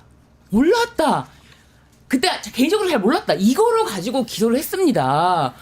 그리고 백현동 사건에서 압박을 받았다. 이게 기소 내용인데 이거로 공직선거법 위반이다라는 둥 아니면 이것이 마치 국민의힘 의견에 따르면은 뭐 중죄이다라고 하는데 네. 이게 말이 됩니까? 그러니까 저도 법률 우리 세 명 다 변호사고 저도 이거 하면서 이 주관적 느낌을 갖고 이렇게 한다는 게 공소유지가 어렵잖아요. 네. 그러면 저는 개인적으로 계속 그런 생각했거든요. 이런 건 기소를 하지 말아야 돼요. 그렇죠. 근데 기소를 해가지고 2년까지 구형을 하고 그럼 만약에 무죄되면 어떡합니까? 그러니까 저가 검사라면 안 하죠 당연히. 어떻게 보십니까, 김필성 변호사님? 일단 이거 법률적인 얘기를 좀 해야 될 것 같아요. 예. 지금 이게 그 프레임이 어떻게 짜져 지금 보도가 되고 있냐면 네. 이재명 대표가 이재명 대표가 이거를 중개하도록 신청해서 자기가 하면 되는 건데 네. 안에서 이재명 대표가 거부해서 안 하는 것처럼 프레임이 갑니다. 그러니까요. 법적으로 이 구조가 될 수가 없어요. 기본적으로 아시겠지만 우리나라 법정만이 아니고 사실 미국도 비슷한 걸로 알고 있는데 법정 내에서 녹음하는 것도 안 됩니다. 안 돼요 원래. 안 됩니다. 네. 이게 녹음해가지고 어떻게 사용될지 모르고 재판에 영향을 줄 수 있기 때문에 판사가 영향을 받을 수 있으니까. 예, 판사가 사실 강하게 압박을 받을 수 있거든요. 그래서 그게 녹음이나 이런 걸 할 경우에는 허가를 받아야 되는데 사실 녹음을 정말 해서 기록을 남겨야 되는 재판인 경우에는 판사가 녹음하겠습니다 하고 녹음을 해요. 네. 뭐 저도 지금 녹음하는 재판들이 여러 개 있는데 이게 아니라 중계를 해서 방송까지 가려면 법정 방청 및 촬영에 대한 규칙이라는 별도 규칙이 있습니다. 여기에 따라 이루어져야 돼요. 지금 제가 찾아놨는데 6조의 규정이 있거든요. 네. 일단 이거에 대한 결정권은 전적으로 재판장에게 있습니다. 마찬가지로 재판장에 있고요. 그 재판장한테 이거를 중개해달라고 신청할 수 있는 권한이 당사자에게 아무한테도 없어요. 네. 그러니까 이게 이재명 대표가 결정할 수 있는 게 아닙니다. 아하. 이게 비교할 수 있는 게 뭐가 있냐면 방청권 문제가 예. 있어요. 지금 이재명 대표가 지금 하고 있는 사건들이 이슈가 되니까 방청권 배부를 한단 말입니다. 옛날에 그 박근혜 대통령 때도 그런 일이 있었는데 방청권. 네. 방청권 배포해서 들어오는 사람 제한해 주세요라고 피고인이 요청한 적은 한 번도 없습니다. 그런 요청할 권한이 없어요. 권리도 없고. 그건 직권으로 하는 겁니다. 지금 이재명 대표도 마찬가지고요. 네. 이것도 사실은 방송할지 말지는 결정할 권이 이재명 대표한테 있지도 않고 이재명 대표가 이거를 신청하거나 이렇게 할 권한이 없기 때문에 네. 재판장이 결정해야 되고 법원에서. 그래서 지금 네. 이거를 왜 중개하지 않냐, 중개해야 된다라고 지금 공격하는 거는 실제로는 재판장을 압박하는 거예요. 그렇죠. 그렇게 보여요. 이거는 그리고 네. 재판장을 압박하는 거기 때문에 사실은 이거는 재판에 영향을 주려고 하는 거고요. 더 중요한 문제가 뭐냐면 이거를 특히 이제 지금 1차적으로는 이걸 공격하는 쪽에서는 유죄라는 걸 전제로 하고 지금 얘기하는 그런 것 거라 같아요. 그 자체가 프레임도 있지만요. 예. 이걸 이렇게 되면 이렇게 해서 밀어붙여가지고 중개하게 만들었는데 그럼 온 국민이 보지 않습니까? 온 국민이 그 재판장에 자기 얼굴과 자기 신상을 사실 다 공개하고 선고하는 건데 이 결과에 대한 부담감이 어마어마하게 커집니다. 그렇죠. 결국 여론이나 공격하는 쪽, 특히 집권 여당 쪽, 그다음에 권력을 지금 집권하고 있는 쪽에 눈치를 볼 수밖에 없어요. 공무원이기 때문에. 그렇죠. 예. 그래서 이런 지금 실제로는 이런 프레임이 깔려 있는 거고 지금 재판장은 그런 압박을 받을 수밖에 없는데 이거를 지금 이재명 대표가 결정해서 거부해서 하는 것처럼 프레임이 가는 것 자체가 사실은 매우 법을 무시한 이제 악의적인 프레임이다. 몰라서 국민의힘에서 주장을 하는 겁니까? 알고도 그렇게 주장을 일단은 하는 겁니까? 지금 말씀드린 이런 부분에 대해서 제가 적어도 알고 있기로는 언론에 대해서 검증한 거는 없는 걸로 알고 있고요. 네. 근데 다시 말씀드리지만 법정 방청 및 촬영 등에 관한 규칙이 있습니다. 찾아보십시오. 그리고 지금 아는 분들은 알겠죠. 그러니까 네. 공격하는 분들이 법을 잘 아시는 분들이 하는 거니까 그런 이런 규칙이 있는 건 분들이 아실 하는 텐데 거니까요. 예. 그럼에도 불구하고 이걸 이렇게 하는 거는 두 가지. 그러니까 기본적으로는 이재명 대표가 뮤제니까 꺼리긴 게 있으니까 그렇게 만든다는 정치적 목적도 있지만 근본적으로는 이건 재판부를 압박하는 거예요. 일단 그럼에도 불구하고 이게 사실은 뭐 재판 결과는 나와봐야 알겠지만 뭐 거짓말이라고 느꼈을 때 다 이게 유죄가 된다면 윤석열 대통령은 이제 퇴임한 후에 다 조사받고 다 해야 되고 거짓말 지금 제가 대충 사례 봐도 한 수십 개 수백 개 되는데 네. 그거를 지금 봤을 때는 이게 결과가 유죄가 나오기 쉽지 않아 저는 생각이 들거든요. 어떻게 보십니까? 유죄가 나온다는 게 상식적으로 너무나 말이 안 되는 건데 벌금 100만 원만 받으면 되니까. 100만 원만 되면 되니까. 국민의힘에서는 그걸 노리고 있는 거예요. 벌금 100만 원만 선고해 근데 주면 그 되니까. 100만 원은 또 선거 비용 430억을 다 내야 됩니다. 그러면 민주당이 없어질 수도 있어요. 그뿐만 아니라 네. 피선거권이 5년간 박탈이 됩니다. 그렇게 되겠죠. 그렇기 때문에 앞으로 대통령에 출마하지 못하게 하려는 그 목적인데 그 목적이 모르는 게 아니지 않습니까? 네. 저는 이건 정당하게 정치적인 것이다. 재판 결과 나올 것이라고 생각합니다. 합쳐서 위증교사하고 짧게 두 재판 이제 곧 나오는데 결과 어떻게 전망하시는지 한번 짚어주시면 좋을 것 같아요. 사실 뭐 제가 이제 그 사건에는 직접 담당자시죠? 그 사건은 직접 하지 않습니다. 아, 저는 이제 뭐 대장동 이런 걸 하는 사람이라 다행이네요. 예. 직접 하냐 이제 네. 얘기는 조금 제가 예. 듣기도 했고 이제 법리적으로는 저 개인적으로는 둘 다 무죄가 나와야 되는 사건인데요. 그렇죠. 뭐 저도 지금 그렇게 생각하는데. 예, 근데 이제 뭐 그걸 떠나서 지금 일단 그 두 사건 자체가 특히 이번에 나오는 공직선거법 사건은 네. 설사 다 인정된다고 하더라도 이게 저기 보통 그 전에 양형 기준이나 아니면 양형 선례에 비춰 보면 액수가 크게 나올 사건이 아니에요. 70, 80 예, 많이 나와도. 네. 왜냐하면 이제 100만 원이라는 게 지금 말씀하신 것처럼 단순히 100만 원이 아니라 보통 일반 사건에서 벌금 100만 원은 별게 아닌 아무것도 아무것도 아닌데. 아니지만 정치 사건에서는 진짜 이런 사건에서는 이게 100만 원에 갖고 있는 의미가 있기 때문에 매우 크죠.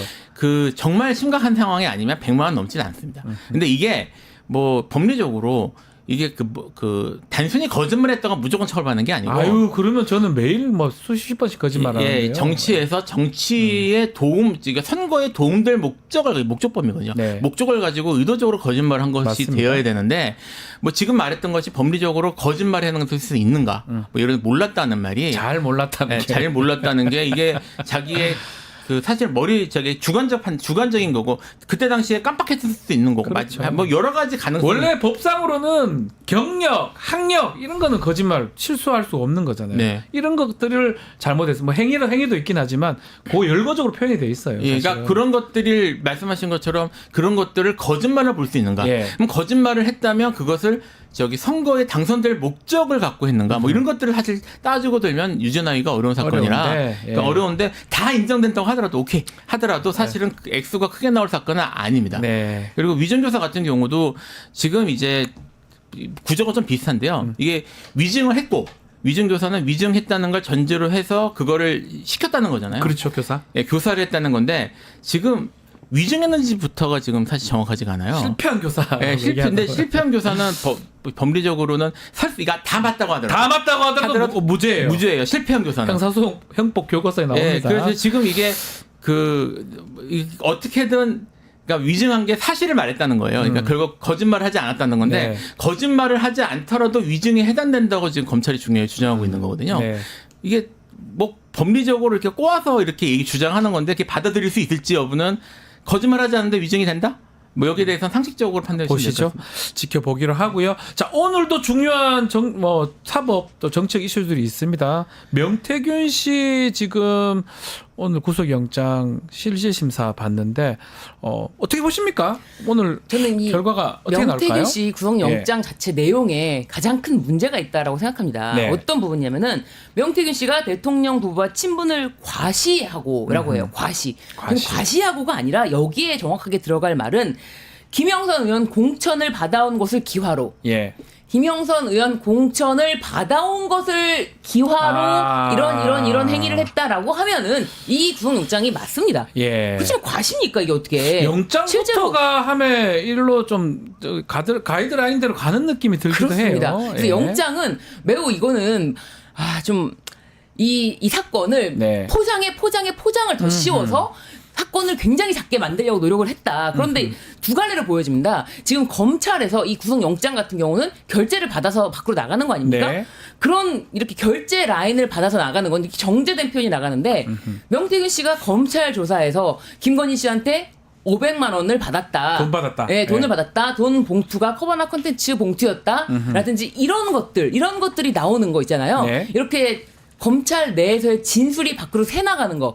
이거는 다른 라인이라고 생각합니다. 아하. 네, 검찰에서 일사불란하게 이렇게 움직이면서 이거 보도자료를 뿌려, 이거 보도자료를 뿌려 이런 게 아니라 이건 네. 정말 새나갔다라고 보여져요. 검찰 내에서 센 걸 수도 네, 있다. 윗선과 네. 지금 실무진들이 지금 약간 다르게 움직이고 있는 아하. 어떤 그런 느낌으로 보여지는데 예. 김건희 씨 500만 원에 대해서도 잠깐 말씀을 드리자면은 이 명태균 씨와 김건희 씨 사실 명태균 씨의 등장으로 김건희 씨 김건희 게이트가 열렸다. 김건희와 명태균의 직거래가 네. 이 사건의 핵심이다.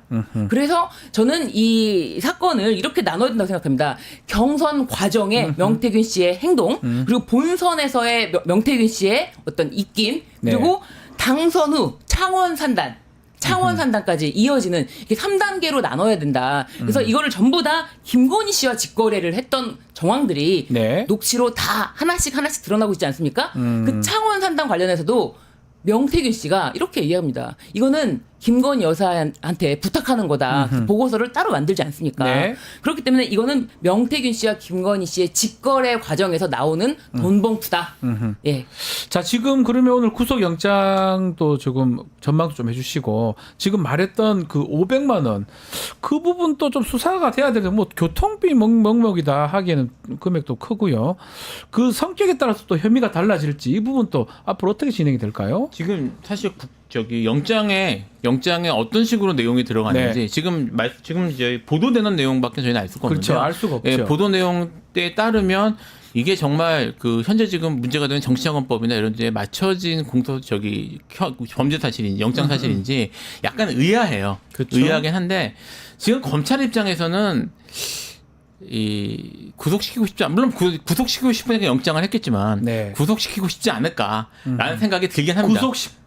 구속시키고 싶다. 예, 그런 생각이 들어요. 아하. 그러니까 명태균 씨가 지금 계속 이제 이슈를 만들고 있지 않습니까? 네. 계속 만들고 있고 또 이제 뭐 조용히 있겠다고 했지만 뭐 얼마 전에 이제 그 지난 주말 토요일 날 이제 마치고 나와서 조사 마치고 나와서 또 나온 태도 언론 태도에 대해서 이슈가 되기도 했었고 네. 그런 것들이 정권 차원에서 부담이 될 수 있기 때문에 예, 뭐 특히 이제 지금 이제 대통령실 같은 경우는 구속을 원할 것 같아요. 그래서 네. 열심히 하지 않을까 그리고 구속될 가능성이 있지 않을까 싶은 생각이 듭니다. 저 사실 요건은 안 된다고 생각하거든요. 예. 뭐 이제 와서 무슨 증거인멸 뭐 하고 할 게 뭐 있을까? 했으면 다 했지. 했으면 다 했지. 근데 그런 이유 때문에 검찰이 열심히 할 것 같습니다. 근데 이제 그런데도 불구하고 아까 말씀드렸던 것처럼 영장 사실이 좀 의아한 이유는 이게 영장 기재를 할 때 이제 대통령실을 튀면 안 되니까 네. 뭐 그런 것들을 딱 그 막아서 하는 것 같은데. 네, 그런 거를 염두에 두고 있는 게 아닌가 싶은 생각이 드는데요. 네. 중요한 게 뭐냐면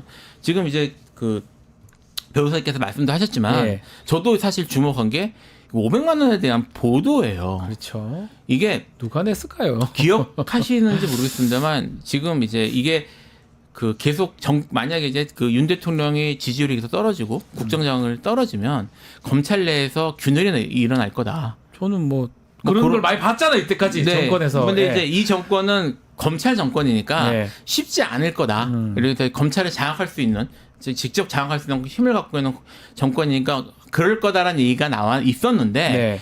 지금 거기에 대해서 이런 내용들 수사 내용들이 샌단 말이에요. 예, 유출되고 있죠. 유출되고 있단 예. 말이에요. 그러니까 이게 지금 특히 최근에 이제 형사 사건을 해보면 검찰이 이런 수사 정보라고 하죠. 이런 것들 유출하는 것에 대해서 일반 사건에서 엄청 민감해요. 아, 유출되면 잘못 징계 받아야 되니까 예, 큰일 날 수 있잖아요. 예, 그래서 뭐 지금도 뭐 사실 제가 어제도 형사 사건 하고 있는데 그 사건에서 그런 얘기 막 나오고 했었거든요. 네. 근데 지금 이게 그래서 일반적인 경우에는 세기가 어렵고요. 지금 이런 굵직한 정보들이 새었다는 건 사실 이제 중간 좀 적어도 어느 정도 이제 결정할 수 있는 중간 관리직 정도에서 이상한 데서 했다는 얘기고 네. 이야기는 심각한 균열이 발생한 것이다. 그래서 전 사실 요 500만 원에 대한 기사가 처음 나왔을 때 물론 뭐 법적인 성격이나 이런 것들은 수사해봐야 아는 거겠지만 이거 나왔다는 것 자체가 사실 검찰 내부에서나 또는 대통령실에서는 이거는 상당히 긴장할 만한 일이다. 네. 그래서 앞으로 이게 어떤 식으로 되는지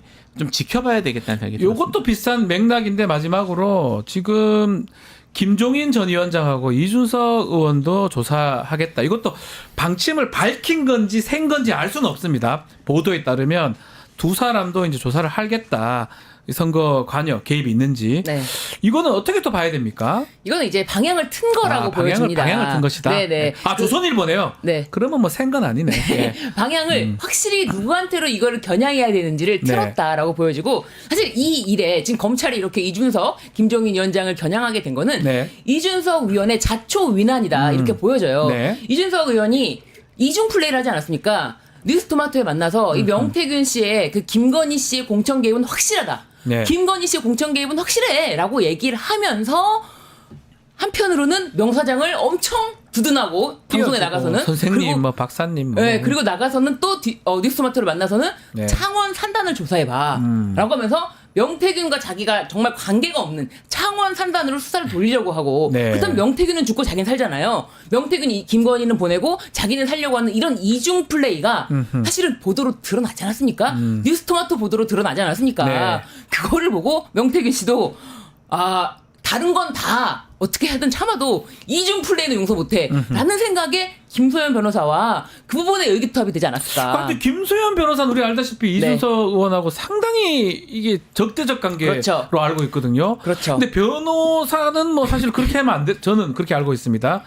자기 일이 아니잖아요. 의뢰인 일에 맞춰야 되는데 김소연 변호사님 좀 다른 생각을 할 수도 있을 것 같아요. 그러니까요. 근데 그게 의뢰인이랑 맞은 거예요. 아, 딱 떨어진 거다. 의뢰인도 아. 야 준석이가 나를 배신하고 이렇게 이중 플레이를 했어? 아, 최고의 변호사는 김소연 변호사다. 그렇죠. 이준석을 타겟으로 삼아야 자기는 또 빠져나갈 수 있다라고 생각을 하는 거죠. 왜냐하면 대통령 부부와 가장 멀리 있는 어떻게 보면 대척점에 있잖아요. 이준석 예. 대표는 기존 전 그렇죠. 대표잖아요. 그렇기 때문에 준석이를 보내는 거로 함께 의기투합된 부분 이준석 의원이 자초한 거다. 자신의 이중 플레이. 무료 변론을 한다고 하더라고요. 김소연 변호사가. 그래서 무료 변론하고 방송 활동도 하고 뭐 저희 토마토도 아마 좀 인터뷰를 하려고 지금 준비를 하고 있습니다. 아마 예정이 돼 있는데 앞으로 어떻게 될까요? 뭐 지금 이제 사실 일단은 수사 방향이 네. 지금 이제 얘기하고 있는 이준석 그다음에 나아가서 김종인 김종인 전 대표 예. 전 위원장이라고 해야 되나 어떻게 될지 모르겠네요. 이제 그분까지는 갈 가능성이 높습니다. 네. 사실은 그렇게 해야지 거기서 끊을 수 있거든요.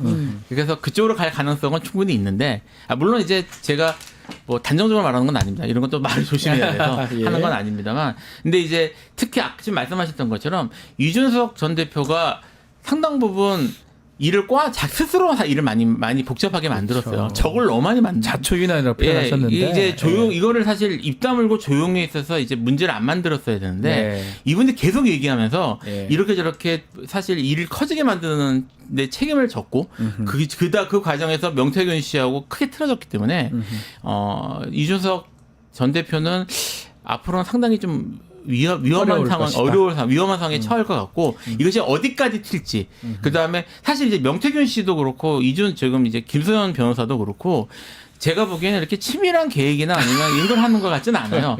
둘 다 이제 주목받는 걸 좋아하시는 분 같고 이제 뭐 그 무료 변론도 제가 봐서는 이분이 원래 정치하시는 분은 아니겠습니까? 예, 정치인이었잖아요. 근데 이제 다시 저기 봉중파 메인 뉴스에 나오시기도 하고 예. 이런 상황이 됐기 때문에 이분도 계속 그런 것들을 만들려고 하실 것 같고 그래서 앞으로 어디로 튈지 사실 예상하기 어려울 것 같습니다. 예. 하여튼 이준석 의원이 살 길이 하나 있죠. 뭐죠? 이 사건을 전부 낱낱이 밝혀야죠. 근데 이준석 의원도 본인이 증거 같은 걸 많이 갖고 있을 것 같거든요. 많이 있죠. 예. 많이 있죠. 그러니까 본인도 이제 여기서 돌파구는 하나다. 더 이상 그렇게 잔머리로 이중 플레이 하면서 자기가 마치 언론을 한마디로 갖고 놀 수 있다라고 생각했다면 그 생각을 버리고 정말 진솔한 마음으로 모든 걸 공개해라. 그러지 않으면 살 수 없습니다. 그렇게 하면 본인도 살 수 있다. 이준석 의원 또 인터뷰 한번 준비를 해야 될 것 같은데 뉴스토마토 인터뷰를 할지 모르겠어요.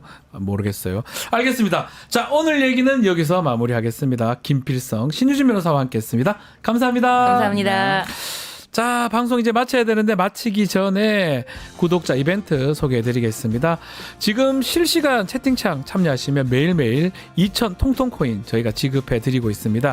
매일 2,000원 상당의 할인 쿠폰을 지급해드립니다.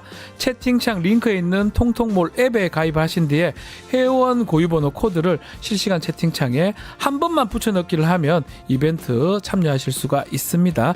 자세한 것은 실시간 채팅창 상단 고정 링크 또 아래 더보기란을 참고해 주시면 좋을 것 같습니다. 내일 방송도 소개해드리겠습니다. 한창민 의원 대담 준비되어 있고요. 베프의 촉, 배상훈 프로파일러, 또 김종대 의원의 최강 디펜스 코너 방송이 됩니다. 처음부터 끝까지 채널 고정 부탁드리겠습니다. 이어서 2부 뉴스 인사 프라임 진행이 되니까요. 어디 가지 마시고 조금만 기다려 주십시오.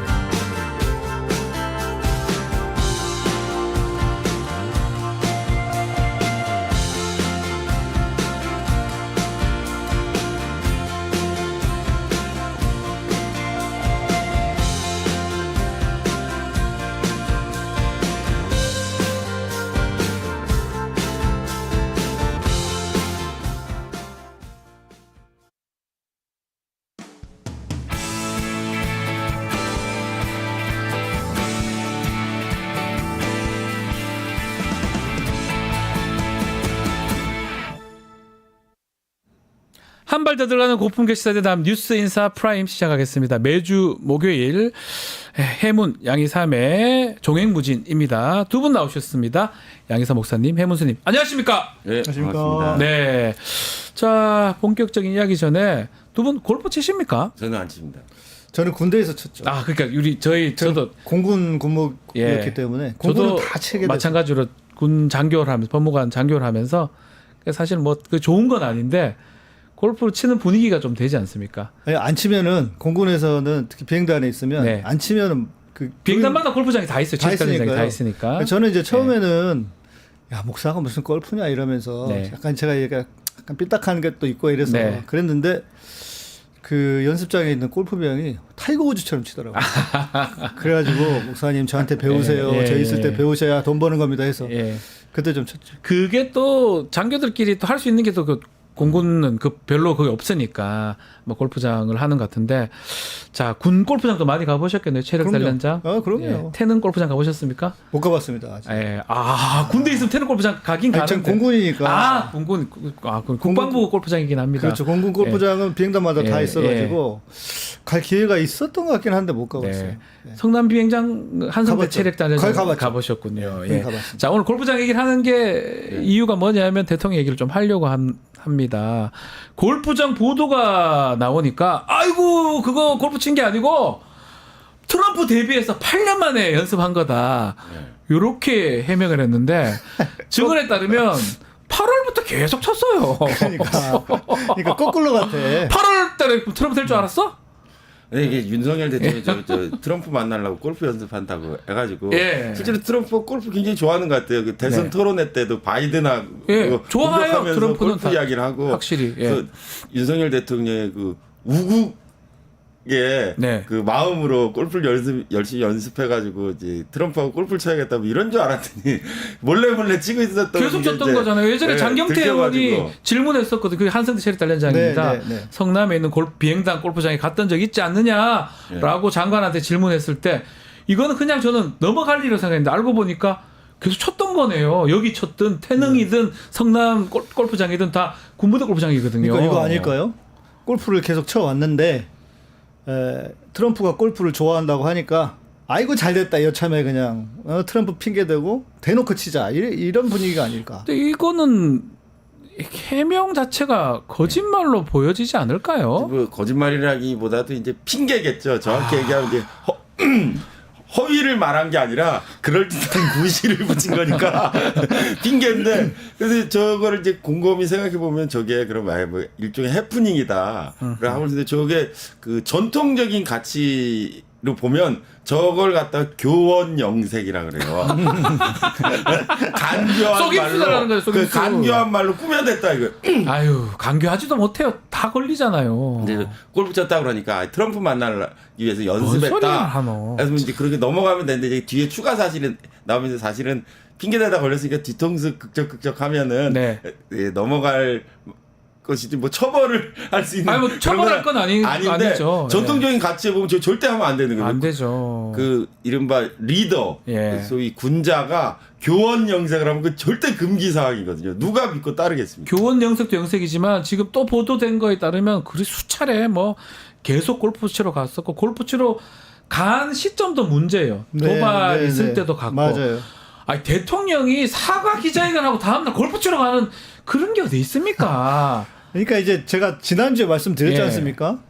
기대할 것도 없다. 그러고 나서 이제 바로 봤더니 뭐 아니나 다를까 분노 유발이었는데 저는 이제 이 생각 들어요. 골프하면 특히 이제 뭐 대통령이나 세계 정상들 중에 골프하면 생각나는 인물이 하나 있죠. 누구죠? 아베 아닙니까? 아베. 아베 트럼프랑 치고 그 뭐. 예.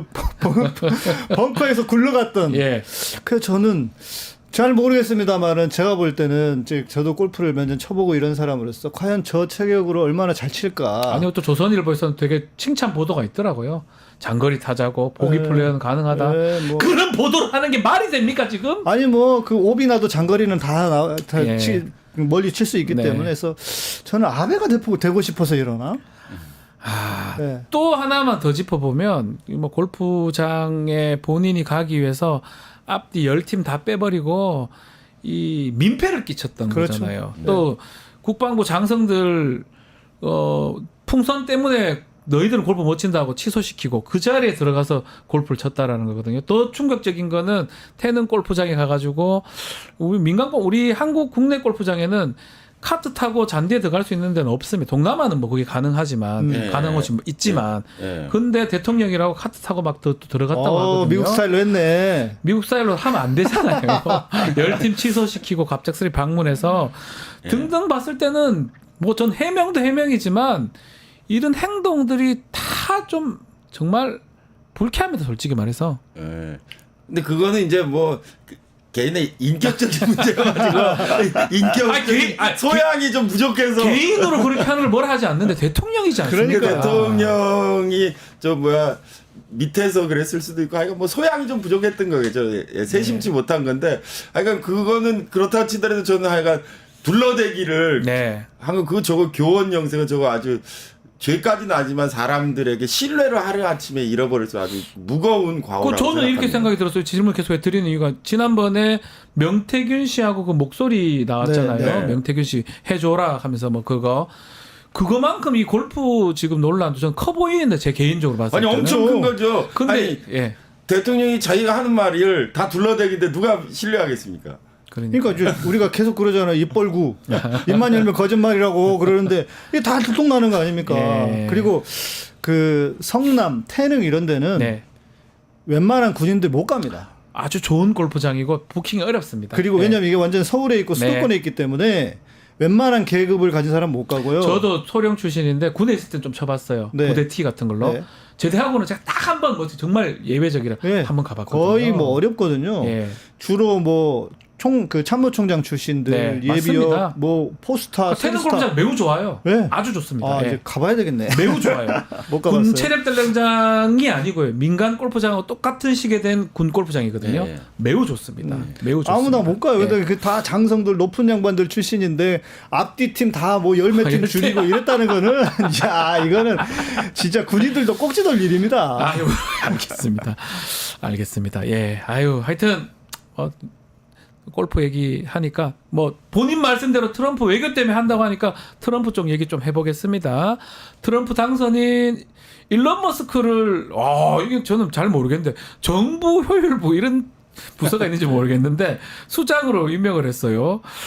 인사는 어떻게 봐야 됩니까? 그 트럼프가 뭐 일론 머스크가 아주 대선 승리에 고맙겠죠. 공헌을 했으니까 1등 공신이죠. 효율성 위원회 위원장 장관급으로 발탁한 거 아주 뭐 대단한 일이라고 생각합니다. 근데 뭐 일론 머스크를 발탁한 거에 대해서 많은 사람이 이야기하고 있기 때문에 제가 뭐 얘기하는 거는 뭐 중복될 것 같고 저는 이번 트럼프 인사에서 그 두 사람을 주목했는데 하나는 누구요? 그 루비오라는 그 국무부 장관을 루비오라는 사람을 그것도 임명했는데 루비오가 쿠박이에요. 그래서 중남미 출신을 국무장관으로 해서 트럼프가 그 중남미를 신경 쓰겠구나. 아주 특이한 생각. 아마 국경 문제일 것 같은데요. 거의 처음 아닌가요? 그렇죠. 쿠박이가 미국 국무장관 됐다는 건 그 굉장한 일인데. 적성부가 깜짝 놀랐고 또 하나는 그 국가안보보좌관을 마이크 왈츠라는 사람입니다. 군인 출신입니다. 하원 의원이고 아주 강경파인데요. 그러니까 장관은 의회의 견제를 받아야 되니까 국경 문제를 해결하는 사람을 해서 중남미 문제 해결하고 그 국가안보보좌관은 군인 출신을 임명해서 아주 이 사람 중국에 대해서 강경한 발언을 일삼았던 사람인데요. 이 대중 강경책을 위해서 그 백악관 국가안보보좌관에 왈츠를 임명했다는 거에서 트럼프가 중국은 직접 챙기고 남미는 의회와의 조율 속에 챙긴다는 자기 전략을 아주 명확하게 쓴 거에 대해서 트럼프가 뭐 결기가 섰구나 뭐 그런 느낌 좀 저는 받았습니다. 이게 재수생인 거잖아요. 어떻게 보면 일기 하다가 4년 동안 절치부심이라고 표현하기 맞는 것 같은데 했다고 했기 때문에 그런 게 느껴져요. 인선도.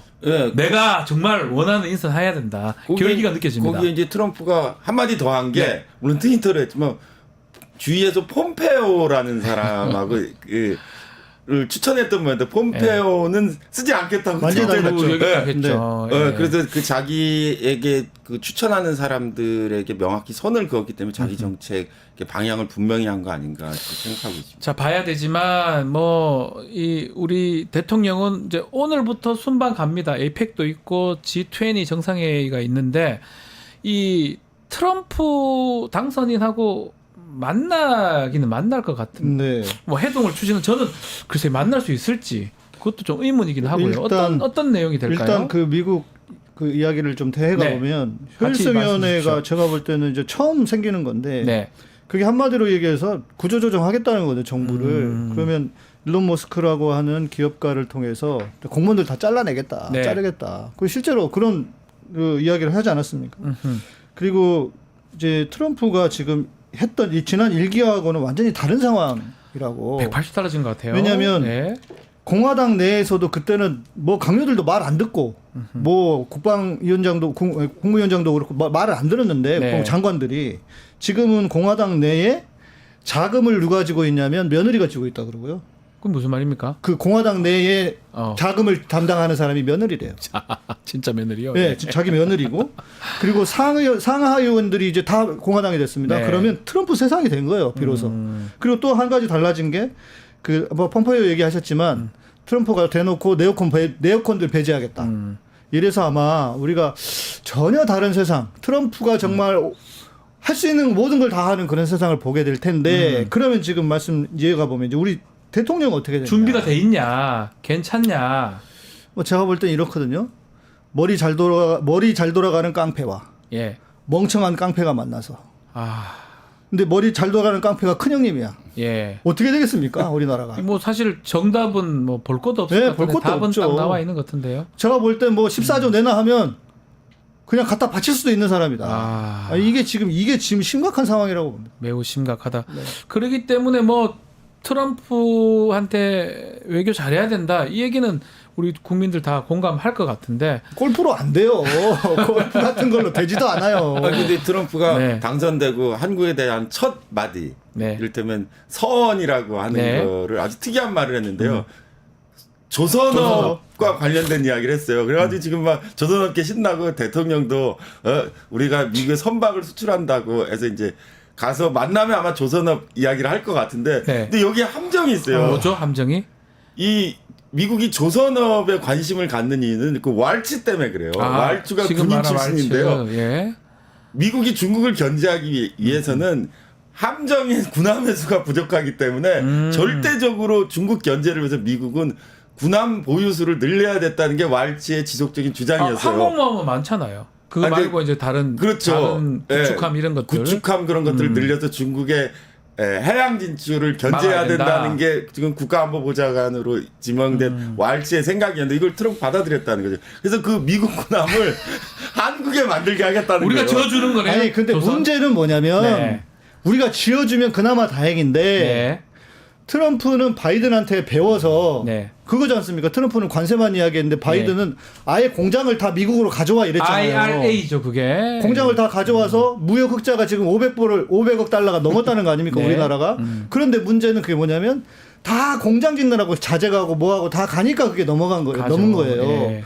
그러면 결국 이게 뭐 조선업이 지금 좋다고 헬렐리 할 때가 아니에요. 이거 다 뺏기는 거예요. 미국에 와서 지으라는 지금 거니까. 그 보조금 관련해서도 그렇습니다. 가긴 다 갔는데 만약에 트럼프가 예. 반대로 해버리면 다 뭐가 됩니까? 큰일 나는 거 아닙니까? 아니 근데 조선업 문제는 그 여러 가지 문제가 있지만 더 큰 거는 네. 미국 군함을 한국에서 대대적으로 만들기 시작하면 중국이 어떻게 그렇죠. 가만히 안 있죠. 그렇죠. 가만히 그래서 안 있죠. 한국이 중간에 낀 고래 싸움에 안 돼요. 새우등 터지는 형태로 가게 되지 않을까 저는 그 굉장히 우려 미중 섞인 갈등 양상에서 우리가 잘 껴서 터지지 않으려면 견제를 잘해서 이쪽 저쪽 잘해가지고 그러니까요. 지렛대를 이용해야 되는 거 그래서 아닙니까? 윤석열 대통령 만나가지고 야 조선업 밀어줄 테니까 미국 군함 좀 많이 만들어라 해서 오케이 하고 오면 그 다음에 이제 중국의 반응이 굉장히 그 유감스럽게 생각할 텐데 그러니까요. 이제 그 갈등이 더 증폭되는 거 외교적으로도 문제, 경제적으로도 문제. 지금 바이든 때에 우리 코스피 지수가 14%가 빠졌다고 네. 합니다. 그 이유 중에 하나가 뭐냐면 우리가 해야 될 우리의 주력 산업들이 미국으로 넘어가가지고 미국에서 그렇죠. 공장을 짓고 하니까 만약에 바이든이 계속 집권을 하면 네. 큰 문제는 없었겠죠. 해리스가 됐다면. 왜냐면 그 연속성이 있으니까. 좀 정반대의 결과가 된 거잖아요. 근데 이제 그 자체도 경제적으로는 우리에게 이로울 건 하나도 없는 상황이다. 그러니까요. 근데 그거를 트럼프 입장에서는 바이든이 잘해줘서 땡큐 그걸 받고 네. 그리고 그러니까 건설 회사도 들어오고 예. 그리고 관세도 높이고 그러면 이렇게 어떡합니까? 가는 거예요. 보조금을 안 주고. 네, 그러니까 보조금을 안 줄 수도 있고 줄 수도 있다 하나도 문제고. 저는 안 줄 것 같은데 그래 되면 최악의 결과가 방위비는 방위비대로 10배 이상 내야 되고 완전 최악의 결과가 될 수 있기 때문에 지금 상황에서 리더의 어떤 그 결단 판단이 매우 중요한데 자, 만납니다. 이제 뭐 또 바이든하고 지금 끝나가는 바이든하고도 만난다고 일본 총리하고 3자 만난다. 이건 어떻게 봐야 됩니까? 근데 바이든 이제 집에 가야 되고 이시바는 반쪽 찍고 왜 윤석열 될지 대통령은 모르겠는데. 탄핵 위기에 몰렸는데 이시바도 좀 위기고 우리도 그렇고 저기도 그렇고 다 그런데 그 이제 이른바 한미일 삼각 공조의 처참한 현실을 보여주는 만남이 되지 않을까. 정상들로 봤을 때는 너덜너덜 아니에요? 너덜너덜? 정상들로 봤을 때는요. 네. 그게 저는 굳이 봐야 되나 싶기도 한데 요번에 다른 얘기하는데 순방길에 김구에서 빠졌습니다. 네. 이거 어떻게 봐야 됩니까? 글쎄요, 이제 이거는 뭐 소나기는 피해 가자 이런 느낌인지 뭐 솔직히 저는 별로 관심이 없어서 뭐 가든지 말든지 이런 마음이 들어서 네. 뭐 그렇게 대답 뭐라고 말씀드리고 싶지도 않고 예. 그러니까 지금 바이든을 만난다고 하는 게 도대체 왜 그럴까?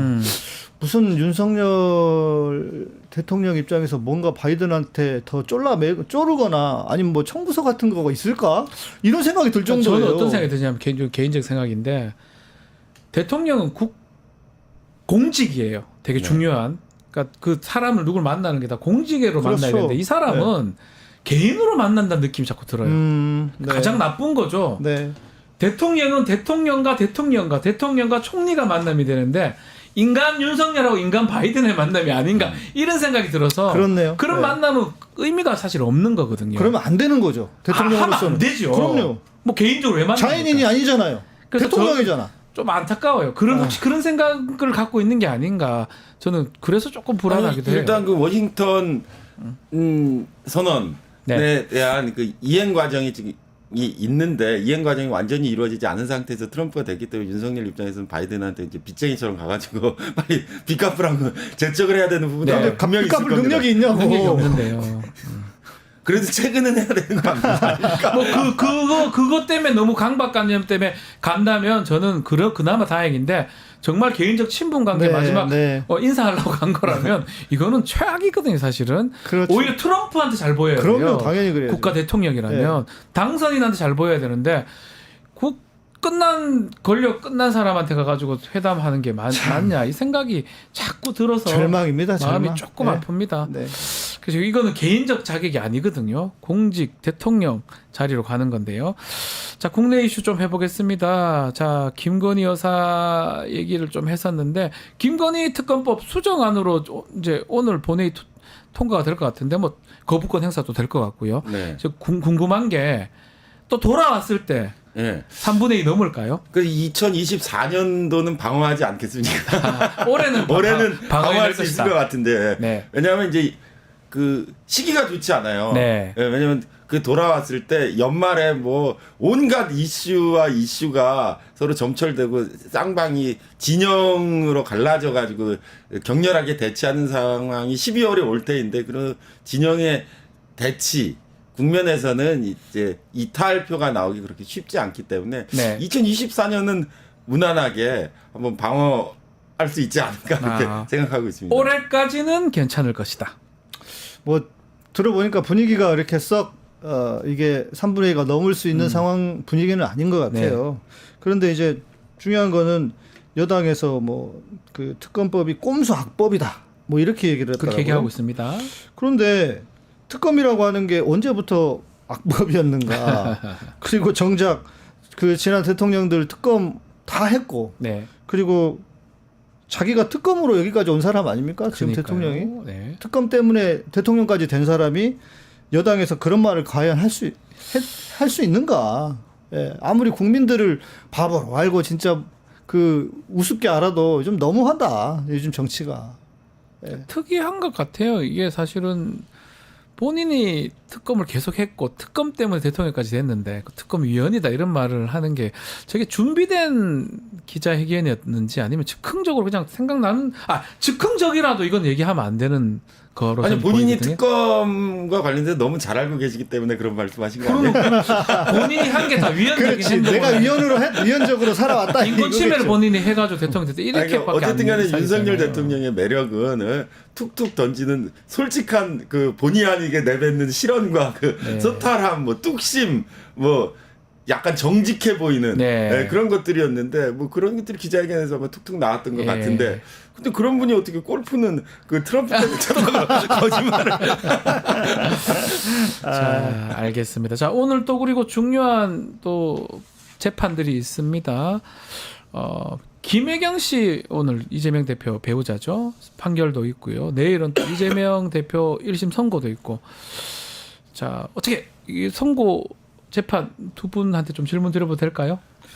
뭐 예상하기는 쉽지는 않을 것 같은데 그러나 분명한 거는 김혜경 여사 같은 경우에는 10만 얼마인가 그렇고 네. 그리고 그것도 자기가 쓴 게 아니라고 하지 않습니까? 네. 그거를 검찰은 억지로 기소를 하고 뭐 이재명 대통령 마찬가지, 이재명 대표 마찬가지. 아마 우리 뭐 시청자분들은 이게 뭐 기소거리도 안 되고 재판거리도 안 된다는 걸 다 아실 거예요. 그런데 정치라고 하는 것이 이렇게 자기들의 죄나 자기들의 부끄러움을 모면하기 위해서 상대방의 그렇죠. 네. 그러니까 이런 정치라고 하는 게 참 뭐라고 해야 될까 비루하고 진짜 참 정치 치사하다 이런 생각이 들어요. 그래서 생중계까지 계속 하려고 했던 거 그러니까요. 아닌가요? 예, 예. 예. 그렇게 해서 뭐 악마화 시키고 또 뭐 지금 길거리 다니다 보면 뭐 제명아 감옥 가자 뭐 이런 깜빵 가자 이런 프랜카드도 걸려 있고 이러던데 저는 이재명 대표 볼 때마다 참 이 양반 존경스럽다. 그거 하나만 봐도 예. 저 같으면 진직 때려쳤을 것 같아요. 아하. 정치고 나발이고 내가 진짜 이꼴 당하자고 내가 이렇게 살아. 예. 진짜 그랬을 것 같아요, 저는. 아하. 왜냐면 본인은 알잖아요, 그게 아니라는 거를. 그러니까 그런데 어찌됐건 뭐 야당의 대표고 카운터파트로서의 그 악마화라든지 이런 것들을 잘 견디고 계신다는 것 자체가 저는 참 대단하다. 예.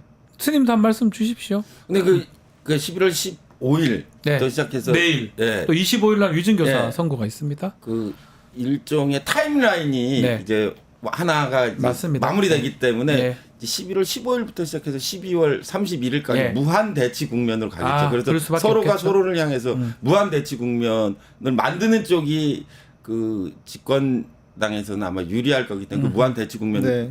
속에서 윤석열 대통령의 지지율 문제라든지 네. 김건희 여사 특검 문제라든지 하니까 그런 양쪽의 진영으로 갈라가지고 좀 더 강경한 네. 대치 국면이 이어지지 않을까 생각하고 있습니다. 지금 말씀대로 15일 날 1심 선고 있지만 25일 날은 위증교사 선고가 있고요. 네. 28일 날 또 본회의가 있습니다. 그때는 추측하건대 다시 돌아왔던 거부권 행사에 돌아왔던 그거를 이제 이 3분의 2가 통과되냐 안 되냐 부분인데 뭐 조심스러운 얘기긴 한데 이 선고하고도 연관성이 있을 그럴 것 같아요. 수가 만약에 있습니다. 뭐 이건 가정이니까요. 이거 다 무죄 나면 저는 28일 날 본회의 때 조금 국민의힘 의원들이 좀 동요할 수 있을 거라고 생각이 들거든요. 이것도 아마 말씀대로 만약에 또 유죄가 난다면 또 완전 대치 국면이 될 수도 네. 있고 여러 가지 상황이 좀 전개될 그래서 가능성이 있을 것 어찌 같습니다. 보면은 그 판사에게 대한민국의 운명을 맡겨놓은 상황과 다를 바가 그래서 없는. 이거를 정치의 사법화라고 지금 표현하지 그러니까요. 않습니까? 예. 그러니까 그게 지금 대한민국의 운명이 어찌 보면 판사 일개 판사예요. 한 명한테 판사 네, 한 명한테 판사 한 네. 명에게 지금 결국 뭐 4명이겠지만 이제 뭐 재판 자체가 그러니까 네. 그런 상황에서 이런 상황이 되었다는 것 자체가 좀 정치가 좀 너무하다 진짜. 슬픈 게 그 판사 한 분이 벌금 100만 원을 선고해버리면 민주당이 없어질 수도 있어요. 선거 비용 30억 다 토해내야 되고 그러니까요. 예. 그럼 정당이 없어질 수도 있는 뭐 그 정도는 알겠지만 그런 모든 책임감을 그 법원의 그 판사 한 명 아니면 3명 네. 한 명이라고 표현하겠습니다. 그 사람한테 맡긴다. 이게 과연 맞나? 지금 이런 말씀하시는 여당에서 이러지 않겠습니까? 4개 중 하나라도 걸려라. 네. 그런 심정으로 다 기소하고 검찰을 활용했겠죠. 네, 하나라도 걸려라. 알겠습니다. 그만큼 법원이 그렇게 끼어드는 게 맞냐 이 생각도 들긴 드네요. 자, 오늘 말씀은 여기까지 듣겠습니다. 두 분 말씀 감사합니다. 네. 자, 고품격 세대담 뉴스인사 프라임 오늘 준비한 내용 여기까지고요. 저는 내일 아침 다시 찾아오겠습니다. 시청해주신 여러분 고맙습니다.